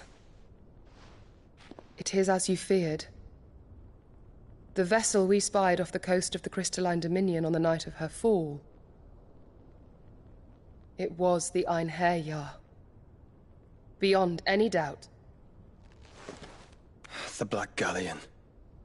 Joshua, the Einherjar is the Royalists' flagship. What business would they have in the Dominion? Upon learning of Waloed's involvement in recent events at Drake's Fang, I sensed the malign influence of Ultima, and bid Yotei and the Undying look into the matter. We have reason to believe that the Black Galleon weighed anchor shortly after the fighting began, and set a course due south. For Canva. Then it is Waloed Knights who besiege the cities. What is left of them, yes. And the Black Galleon sails at but one man's behest. Barnabas Tharm.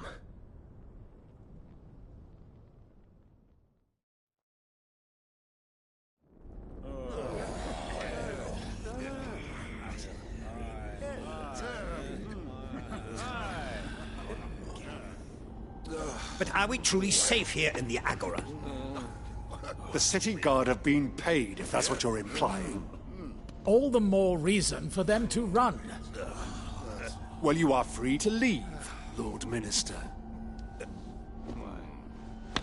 Markets abandoned, warehouses aflame, blackened hulls choking every port in the capital. Canva is ruined. The realm teeters on the brink of chaos, and all you can think about is commerce! Forgive us! We were not aware Dhalmekia now subsisted on charity! How dare you!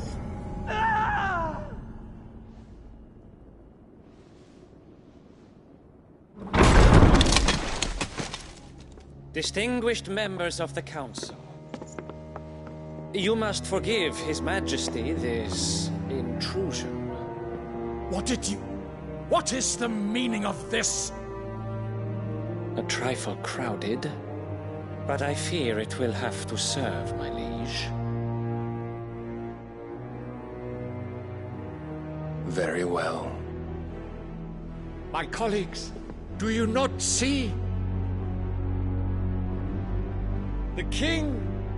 He has come to save us from the Akashic!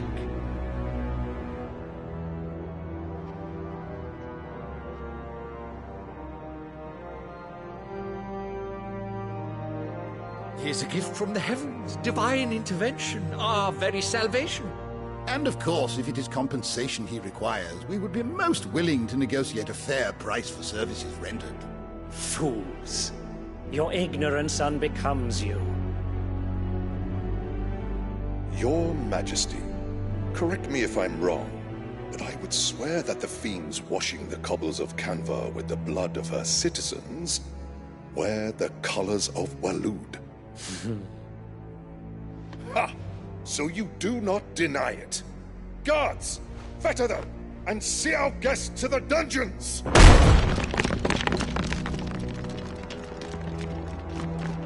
Enough.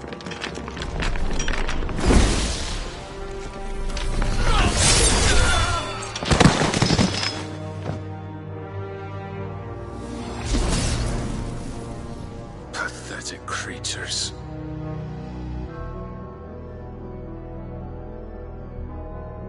That you should imagine yourselves worthy of salvation. The girl is still here, somewhere in the city. Her consciousness fair dripping with her late father's hubris. A consciousness to which Mythos is inextricably bound. And inexorably drawn.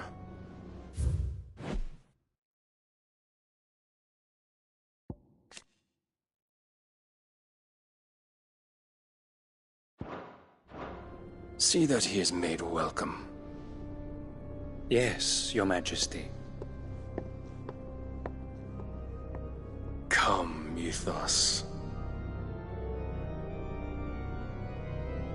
Surely the prince's light cannot have sated you.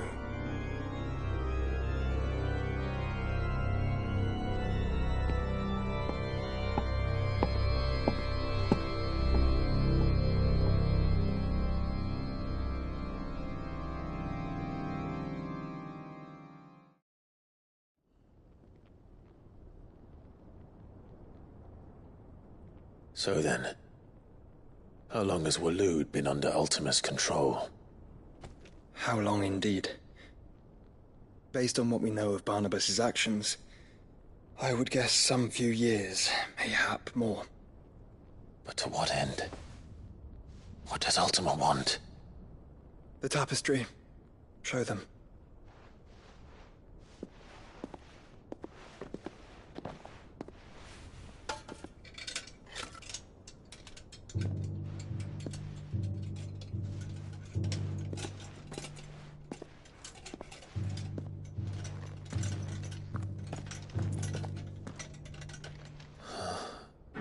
By the flames. Phoenix Gate, Drake's Breath, and now here. But what is it? It is old, ancient, even. Naught remains of the faith it represents, save what can be gleaned from the image itself. None could tell me what the one in the apothecary meant, even the Undying. But I believe it may be the key to discerning Ultima's purpose. That figure in the center, the one beneath whom the icons congregate, that I believe to be Ultima. He is a god, or at least godlike, his very existence beyond our ken.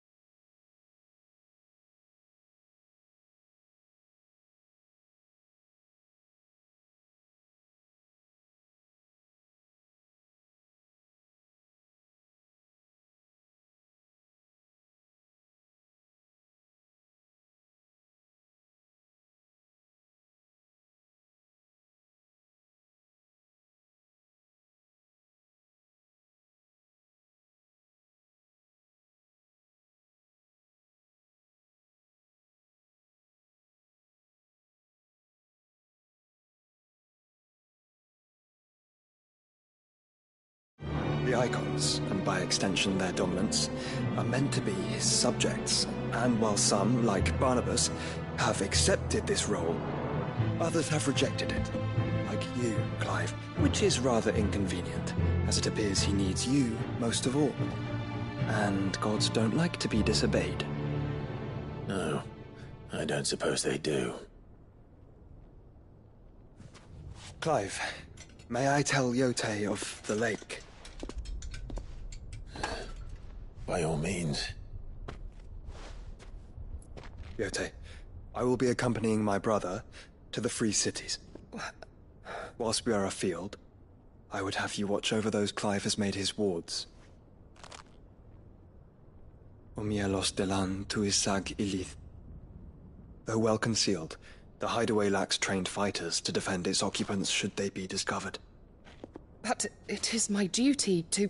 As it has ever been my brother's duty, remember. If that is your wish, Your Grace. But please be safe. If aught were to befall you, You have my word.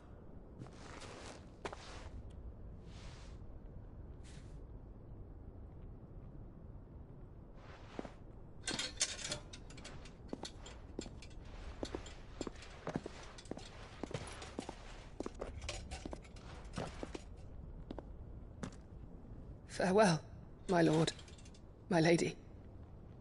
We are in your debt, Yote.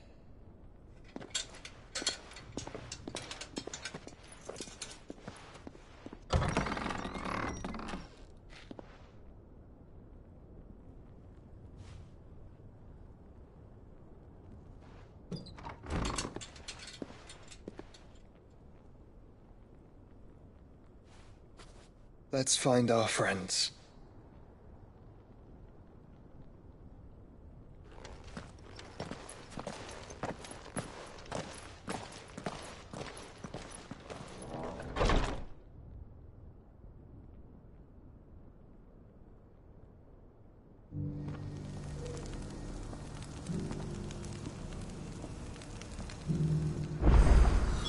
It's plain she cares for you very deeply. And I her, which is why I had to let her go.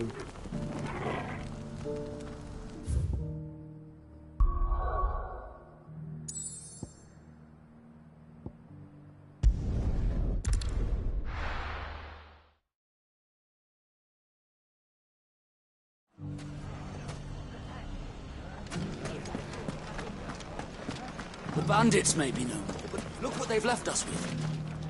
We have a hard time putting this place back together. It shouldn't be too hard to find goods. Are the bad men going to come back? The gentlemen of the town guard are a strapping bunch. You wouldn't happen to know if the pieces that were stolen from my store were recovered, would you? They were irreplaceable.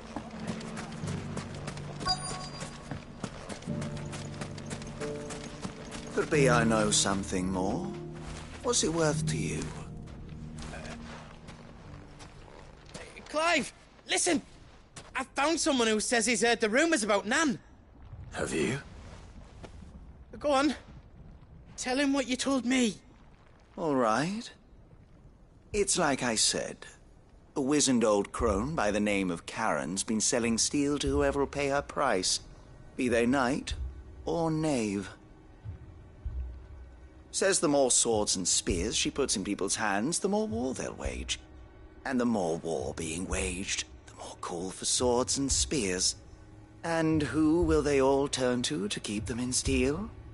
Why, the good Reaper herself. And you've seen this Reaper at work? Aye, it just so happens I have. You'll find her right here plying her trade most days. Here in Delamil? Where exactly? She has a stall here in the market, but if you're not the patient type, you can probably find her at her storehouse on the edge of town. But it'd be a bolder man than me that braved that particular nest of vipers. Feeling bold, traveler? I hope so, for your sake. Now, if that's all, I have places to be. Sorry to have kept you. You don't think Nan's the Reaper, do you? Not unless she's discovered the secret of how to be in two places at once. Eh? What do you mean? Lady Karen hasn't left the hideaway in weeks. So who has been running this store he spoke of? Good question. I'll go and have a look. And I'll visit this storehouse on the edge of town. All right, but be careful, Clive. You too, Goots.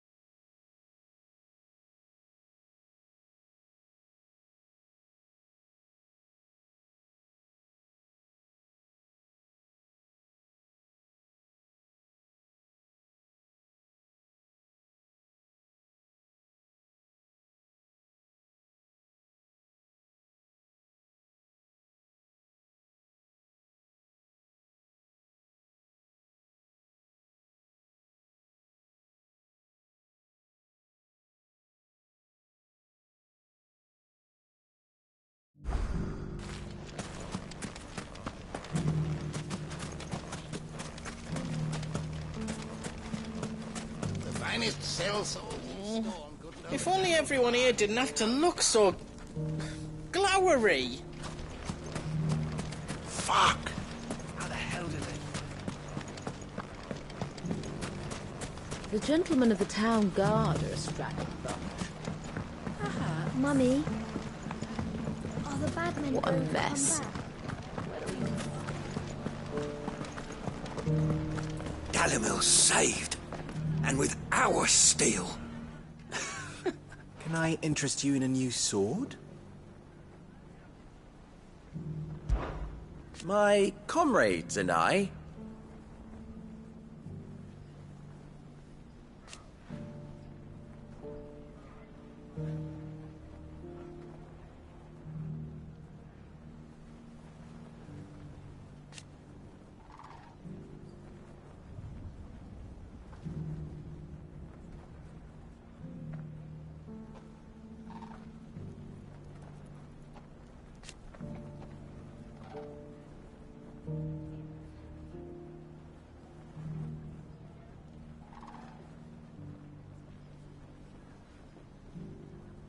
And defend Dalimil we shall.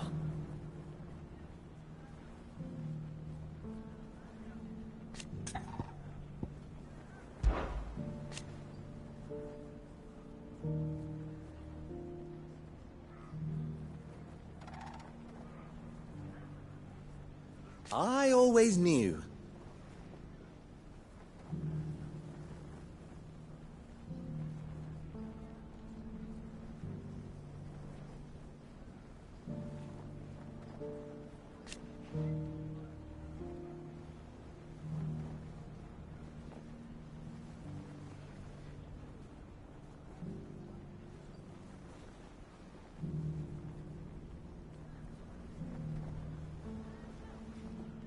Meanwhile...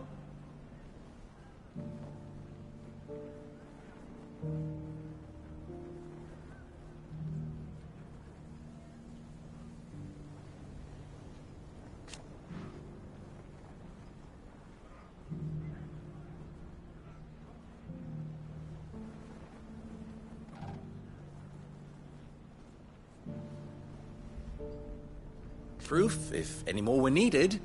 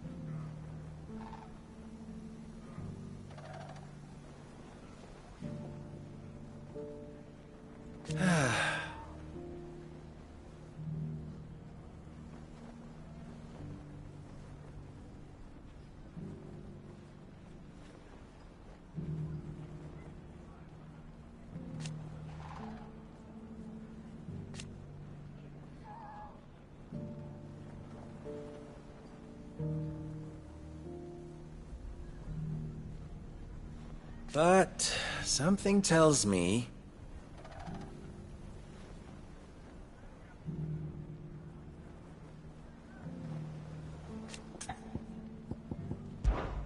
we are ever in your debt. Dalimil's saved, and with our steel. You fought very bravely. The safety of the town is in our hands.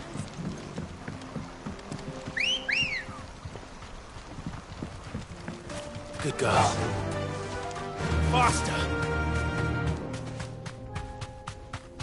Time to brave the Viper's Nest.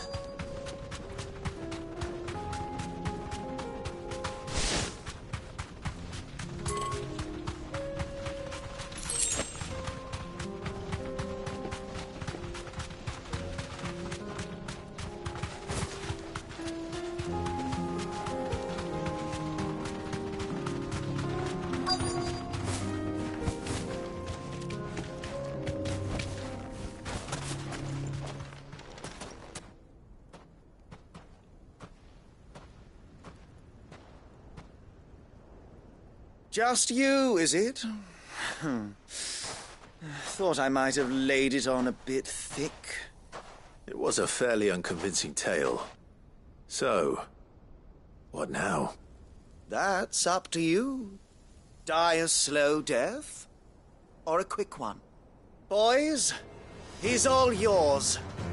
But that sword is mine.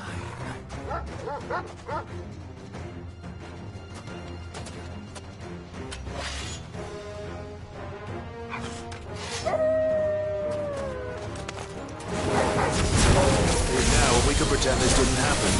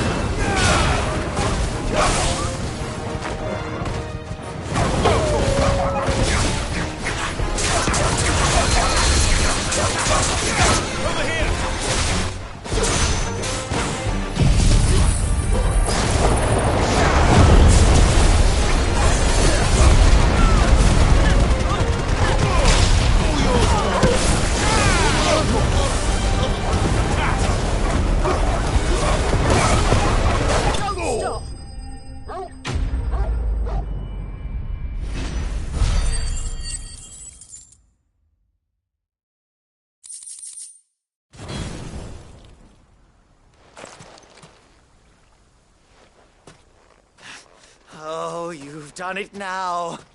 Go on. Tell me what I've done. When the Borgwyn finds out you've killed his men, he'll have your head. He only wanted that bull of a manservant, the dim one always clinging to Karen's skirts. You weren't even supposed to be here. Who the hell are you, anyway? What were you going to do to him? The Borgwyn wanted him to get to Karen. I was only supposed to point the lamp in the right direction once he arrived in Dalamil. But then you turned up. Well, go on then. If you're going to end me, end me. You're not worth the effort. Now be gone, before I change my mind. Fucking coward! I need to find Goots. Right now.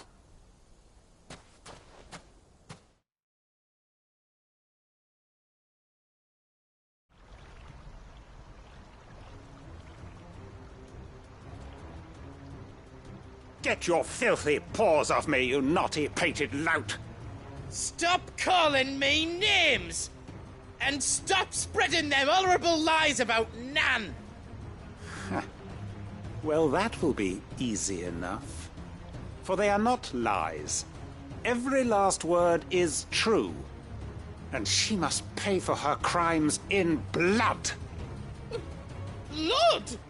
Goose, are you all right? He's gonna kill Nan! He said she had to pay in blood! After what she did, it is only right. She ruined my life and the lives of countless others. That loathsome harpy's very existence is a crime, and I will not allow it to continue. Goots, was it? I have no quarrel with you. Only with your employer. Run along now. You need not pay for her sins. No. No? I don't care what she did. I won't let you hurt Nan. Promise me you won't hurt her, or I'll kill you myself! Goots, no. Enough, all of you! Karen. But how did you? You're a sight less clever than you think you are, the pair of you. Did you think I wouldn't notice the two of you slinking off together? Well, the whole thing got me thinking, who in Dalamil might bear me a grudge? And a certain snivelling shit I ran afoul of in my fairy years came to mind. Though it was just Bogan back then, wasn't it? I thought the years might have taught you some sense, but I see you're the same pants-pissing craven you've always been. What was it we called you? Wet legs? You bitch! Everything that happened, it was all your fault! And now you'll finally pay for what you did to me!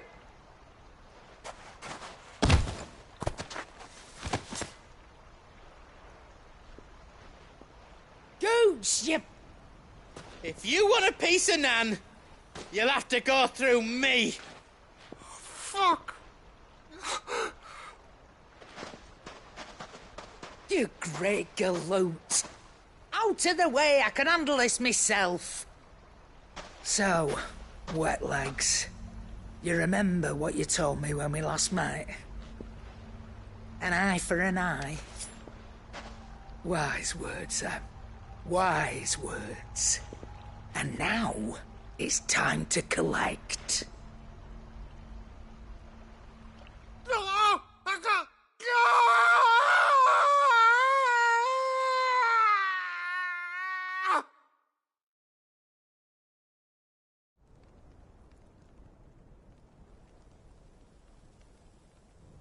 Sorry to keep you waiting. Is he... Dead? No. But I reckon he wishes he was. It isn't easy going through life one eye short of a pair. After all, I should know. You don't mean... Oh, don't tell me you didn't notice. Lost it to old Wet Legs back when we were working the same routes. Said I'd stolen from his strongbox. I'd done nothing of the sort, mind. But that didn't stop him taking his little revenge. So I took some of my own. Sorry, lost everything. His coin, his clients. Always knew he'd be back one day to claim his due. But he crossed a line dragging poor Goots into this. He didn't hurt you, did he? No, Nan. Still got all my arms, see? Legs too. But what if he comes back again? What if he does? First we take the other eye, then we work our way down. He'll learn his lesson soon enough. But something tells me the wet legs has learned it already. Right. Let's get you back to the hideaway. You've attracted quite enough attention already. Ta-ra, Clive. Remind me never to cross you, Karen.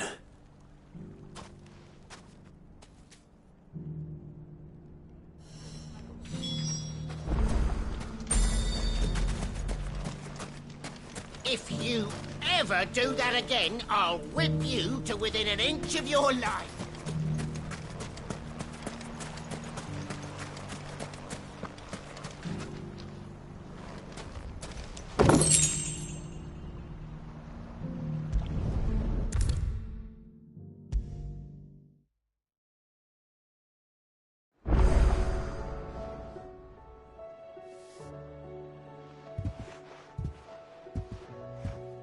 Nothing like a dish of cold vengeance to foul the gut.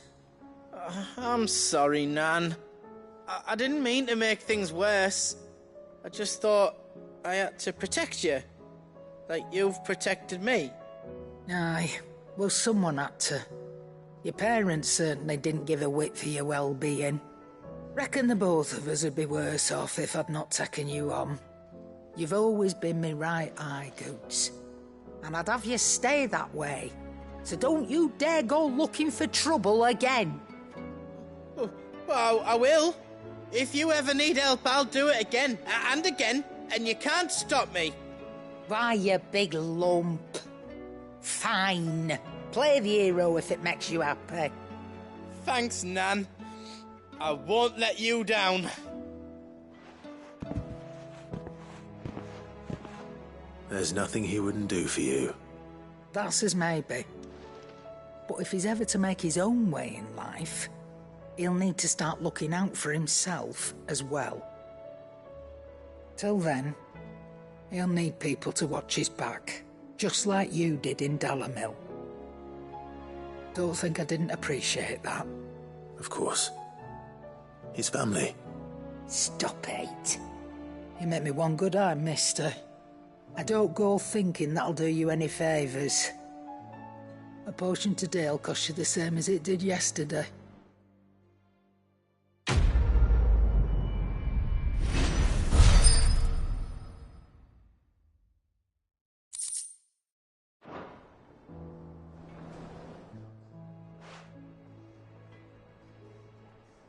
Let me tell you a story, Clive. All right. Them rumours Wetlegs were spreading. Might be they weren't just tales plucked out of thin air. You see, there were a time when I weren't too particular about who I sold steel to, so long as they paid me the right price. Some women lust after blood, others after flesh, but me, I were always one for gold. And to satisfy that lust, I sold to opposing armies, stabbed my every client in the back, made myself the most hated woman in the twins. But then one day I met a man who made me a different kind of offer. Said he'd give me access to a realm-wide community of like-minded individuals in constant need of steel and sundries. On the condition I sold to him and his alone. Was that the first time you met Sid? Aye. And I fell right into his damn trap. He was true to his word, so I ended up being true to mine. And I soon started making the best profits I've seen since taking up the trade. And all without aiding or abetting any outlaws. Except Sid himself, that is. Told me about his plan to topple the mother crystals, you know. Said that with them gone, the realm would want for all manner of things. An opportunity for the likes of me to mint Gil. Why, I reckon an enterprising individual could find himself the richest dam in the Twins. And that's when he had me. I emptied my stores that day and moved into the hideaway proper. And the rest, as they say, is ancient bloody history. A dozen years on, and I'm still not the richest dam.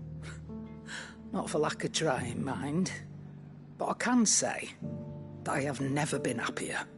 You've all shown me there are some things more precious than Gil. That there are. So don't you go messing it all up. Or you'll have me to answer to.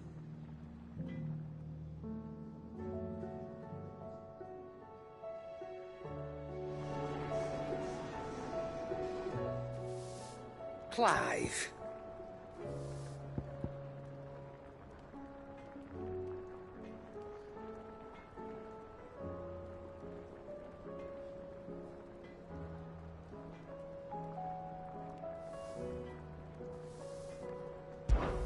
That great lump.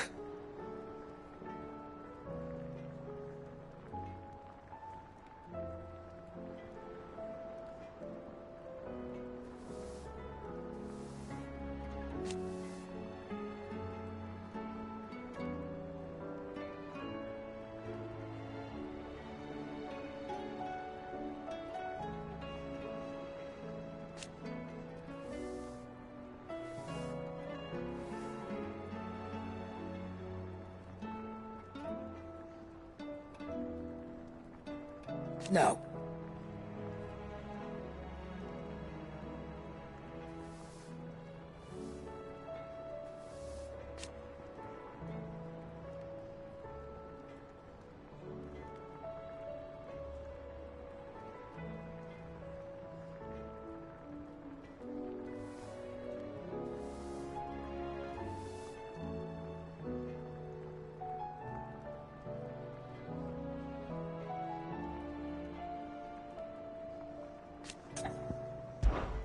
Coin purse weighing you down?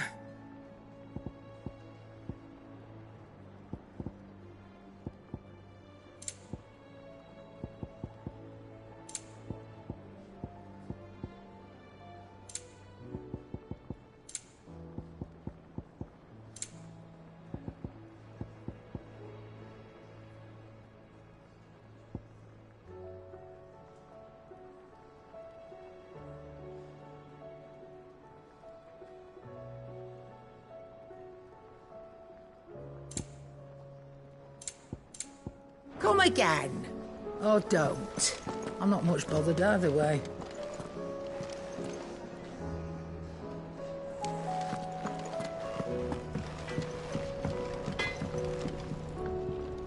What do I owe the honor? You do what you need to do, Clive. You think this means Nana let me go out on my own more? You think this means Nana let me go out on my own more? Round and round the city clock, the wyvern chased the eagle. The birdie sought to catch his breath, down came the eagle.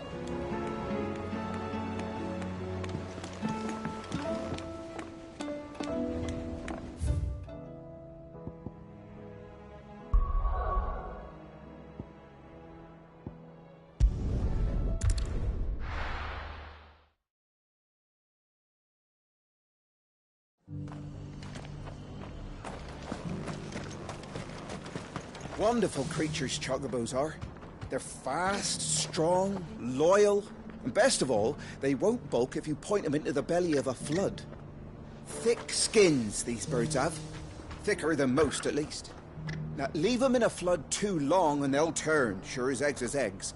But a quick dip in and out, and they're right as rain. Which is a boon to a trader like me. Reckon there's enough of Kazakh on the roads to worry about without this old girl turning.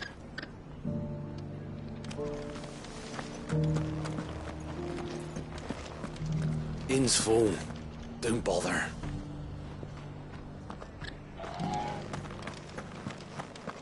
I'm all for making this town a welcoming place, but Hospitality has its limits. If you're wondering how this place got so busy, blame the ether. Guardians, bearers, folks from all over have come, seeking refuge from the floods, and the poor devils that drowned in them. For us who've lived here since back in Elwyn's day, it takes some getting used to. And sooner or later it's gonna take some sorting out.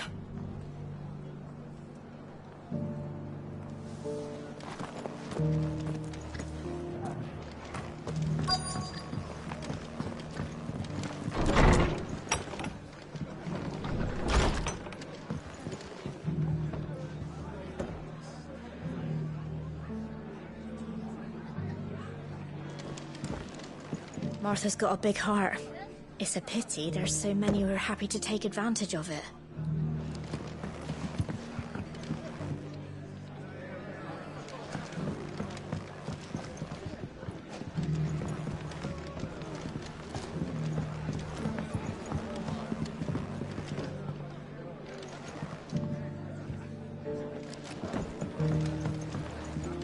Sorry, but if you're looking for a bed, there's none to be had right now.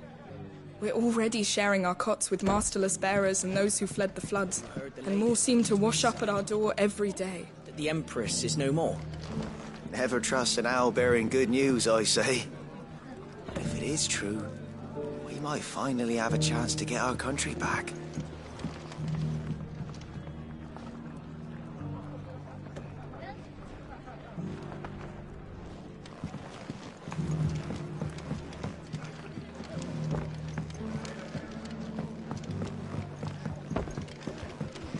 Fate seem bent on driving me from my inn.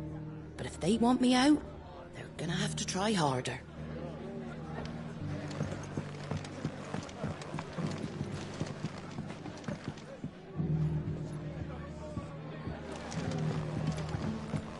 My lord Marquis, is that you? It is you. Then you received my letter. I am Sebastian Rutherford, Chief Steward of your Lord Uncle's estate. Of course. We met once before. Yes, my lord. Thank you for coming. And what was so sensitive that you couldn't put it in writing? 1,000 apologies, my lord. I did not mean to offend. I merely... It's all right. Continue. I am here at Martha's Rest, at the behest of your Lord Uncle, tasked with learning what I am able of the realm's current state of affairs. And what I have learned is grim. The fall of the Mother Crystals has left Storm in a state of utter disarray. The subsequent darkening of the heavens has only made things worse. Akashic attacks, once unthinkable, are now commonplace. The gears of governance have ground to a halt, and without a steady hand on the tiller, the realm threatens to drift into utter chaos. Your Lord Uncle, however, believes there is a way to avoid this fate, and is determined to see it set in motion. That sounds like quite the undertaking. It is. Hence my having enlisted the aid of several colleagues serving the 7 high houses. Alas, I have lost contact with 2 of those colleagues already. They are both able-bodied and trained in the sword, yet in these dark times even that may not prove sufficient to keep a man safe on the road. So you want me to find them? I'll need to know where they went. One I sent to investigate the Republic, the other the old Imperial capital of Oriflamme. That doesn't exactly narrow it down. I suppose I'll start in Dalamil and work my way east. Thank you, my lord. I shall pray for your success and safety. My associate in Dhalmekia would have had to pass through the Republic's checkpoints to gain entry to the capital. Perhaps someone in Dalamil or Tabor would have seen him.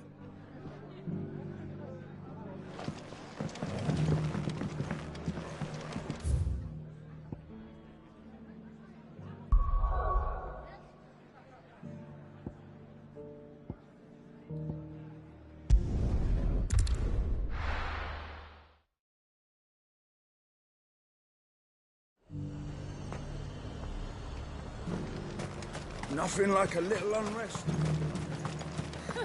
Let the dame hear you say that. There were ghosts at the gates not days ago. You needn't fret. The creatures...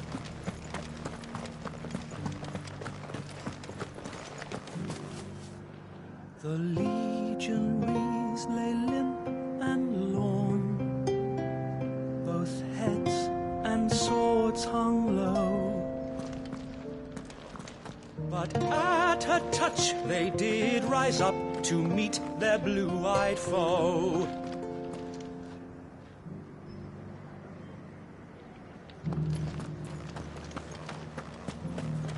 It's heartening to see that the Guard have rediscovered their purpose. I just hope they don't do anything stupid. We've lost enough people to those things.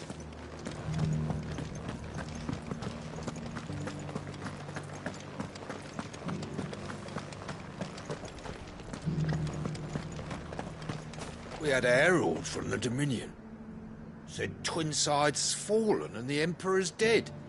And the Empress. And the Prince. No one left to rule. Empire's done for. To the meadows, then. That's what the captain said.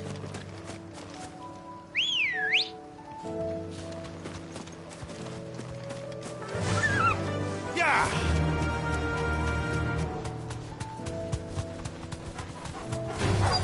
Don't get surrounded. Mokoti said I should be able to find what I'm looking for somewhere nearby. Bright blue dragons and bright yellow flowers. Should be easy enough to spot.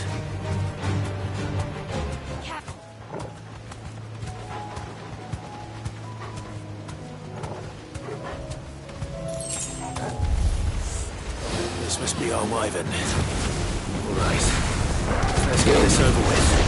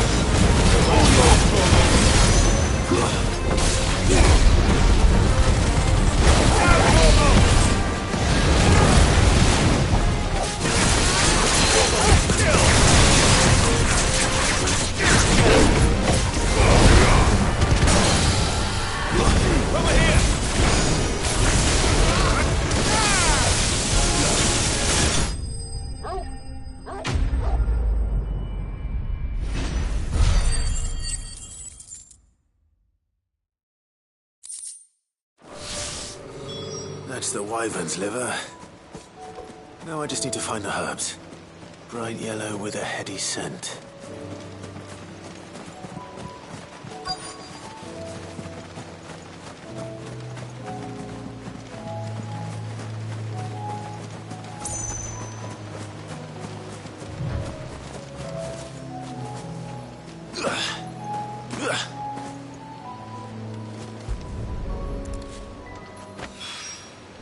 I think that's everything Molly needs to resurrect her recipe.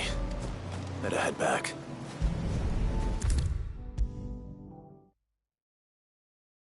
Seems the hideaway has lost its appetite. Can you blame them? So, did you have that word with Tomes then? I did, and he was as helpful as ever. He told me exactly where to look, in fact.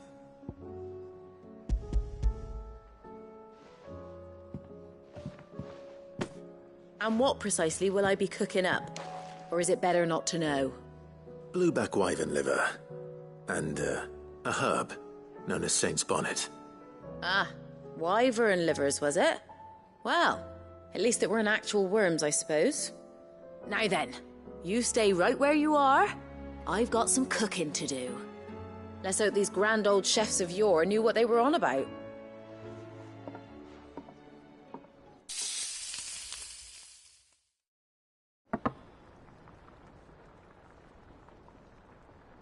And here we have it.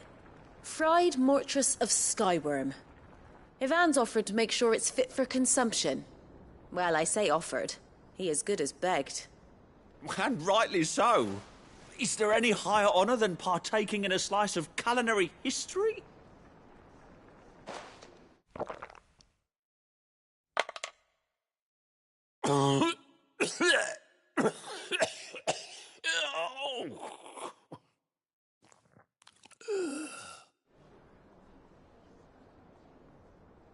So, not fit for consumption then? What witchery is this? The crackle of the crust gives way to an almost violent richness. Yet, it is the piquant kiss of the saint's bonnet that tames this savage dish. It is a tour de force, a force of nature even, a maelstrom of flavour and sensation, a graceful beast emerging from centuries of slumber. I think he likes it. Well, I can't quite tell with all that nonsense he's talking. But I reckon you might be right. It was decent then, I take it. Decent? It's remarkable. And I defy any man to say a word to the contrary. Sid, might I suggest that you command a party of your finest men and women to procure a dozen bluebat wyverns forthwith? I'll give it some thought.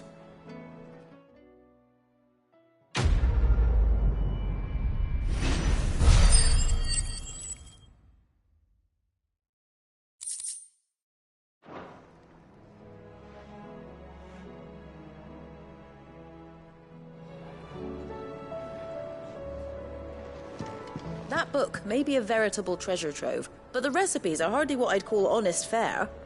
Oh, who needs honesty when they can have majesty? Our companions deserve only the very best.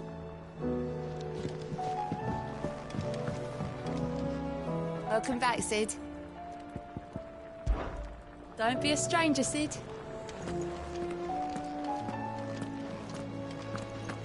Seems the hideaway is lost him.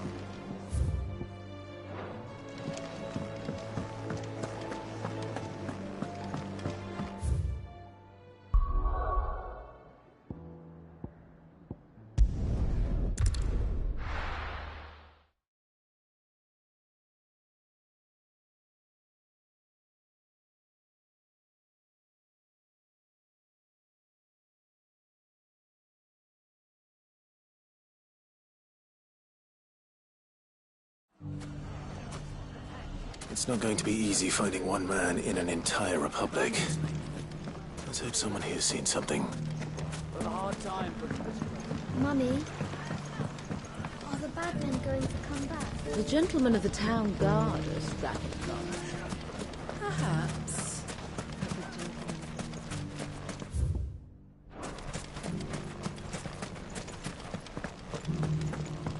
We haven't seen the last of those bastards. But when they attack again, we'll be ready for them. Fly, Ambrosia.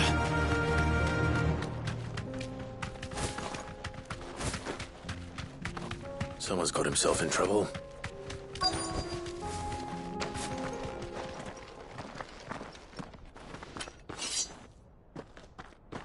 I don't see your master here, so you can start by giving us all the coppers in your purse. I already told you, I have nothing.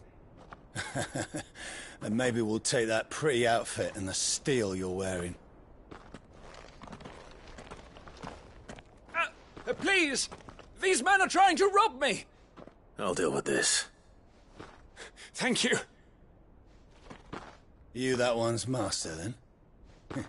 If you'd kindly pay the coin he owes us, we can pretend you didn't draw your blade on Republican soldiers.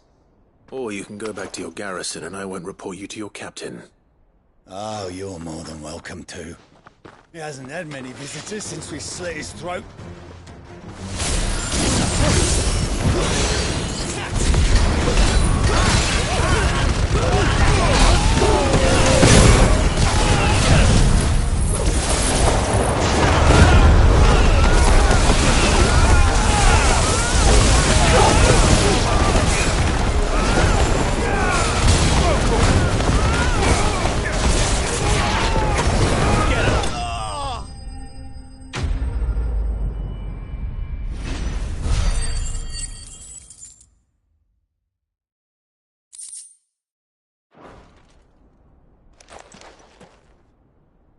expect as much from Hugo's faithful, but these were men of the fist. Much has changed in the Republican army since they lost their rock. You've seen this kind of thing before, then? Many times. I was sent here to observe the situation. You're one of Rutherford's men. He sent me to look for you. Well, then you have my thanks. I fancy I could defend myself against one, perhaps two, but a whole regiment. I arrived in Dalimil several days ago, but when I called upon the captain of the local garrison to make inquiries, his men confiscated my effects and locked me in a cell. The captain is no more, and his men make the rules now. Fortunately, I was able to bribe my way free, only to be stopped again by those soldiers you so kindly dispatched. What of the Fist Central Command? Surely they wouldn't allow such lawlessness amongst their ranks. I would imagine they are unaware of it. Most of the army has fallen back to the capital and hunkered down behind her walls. Those who weren't recalled now rule the fringes unchecked, answering to no one but themselves. Then it's worse than we imagined. You should return to Rosaria. It's not safe here. I'll find a caravan heading north. You won't mind if I borrow one of these soldiers' coin purses?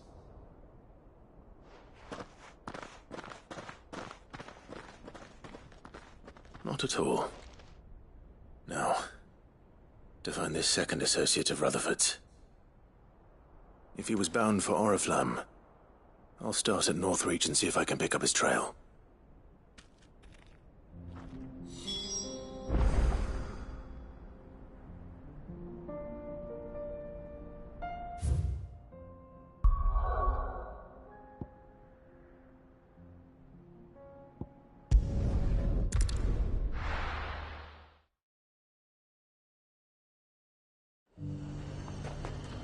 There's a lot of road between here and the capital.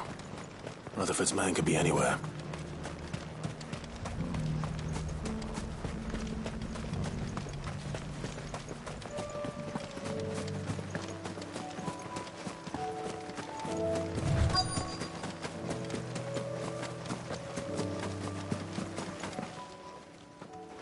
What happened here?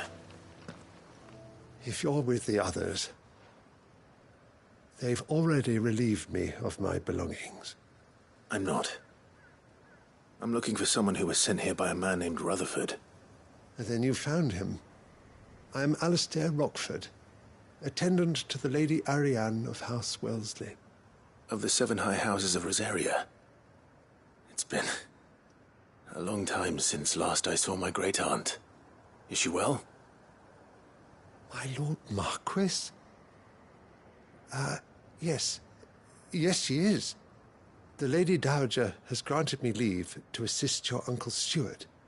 I was on my way back from the old capital when I saw some villagers being robbed on the road here. Bandits.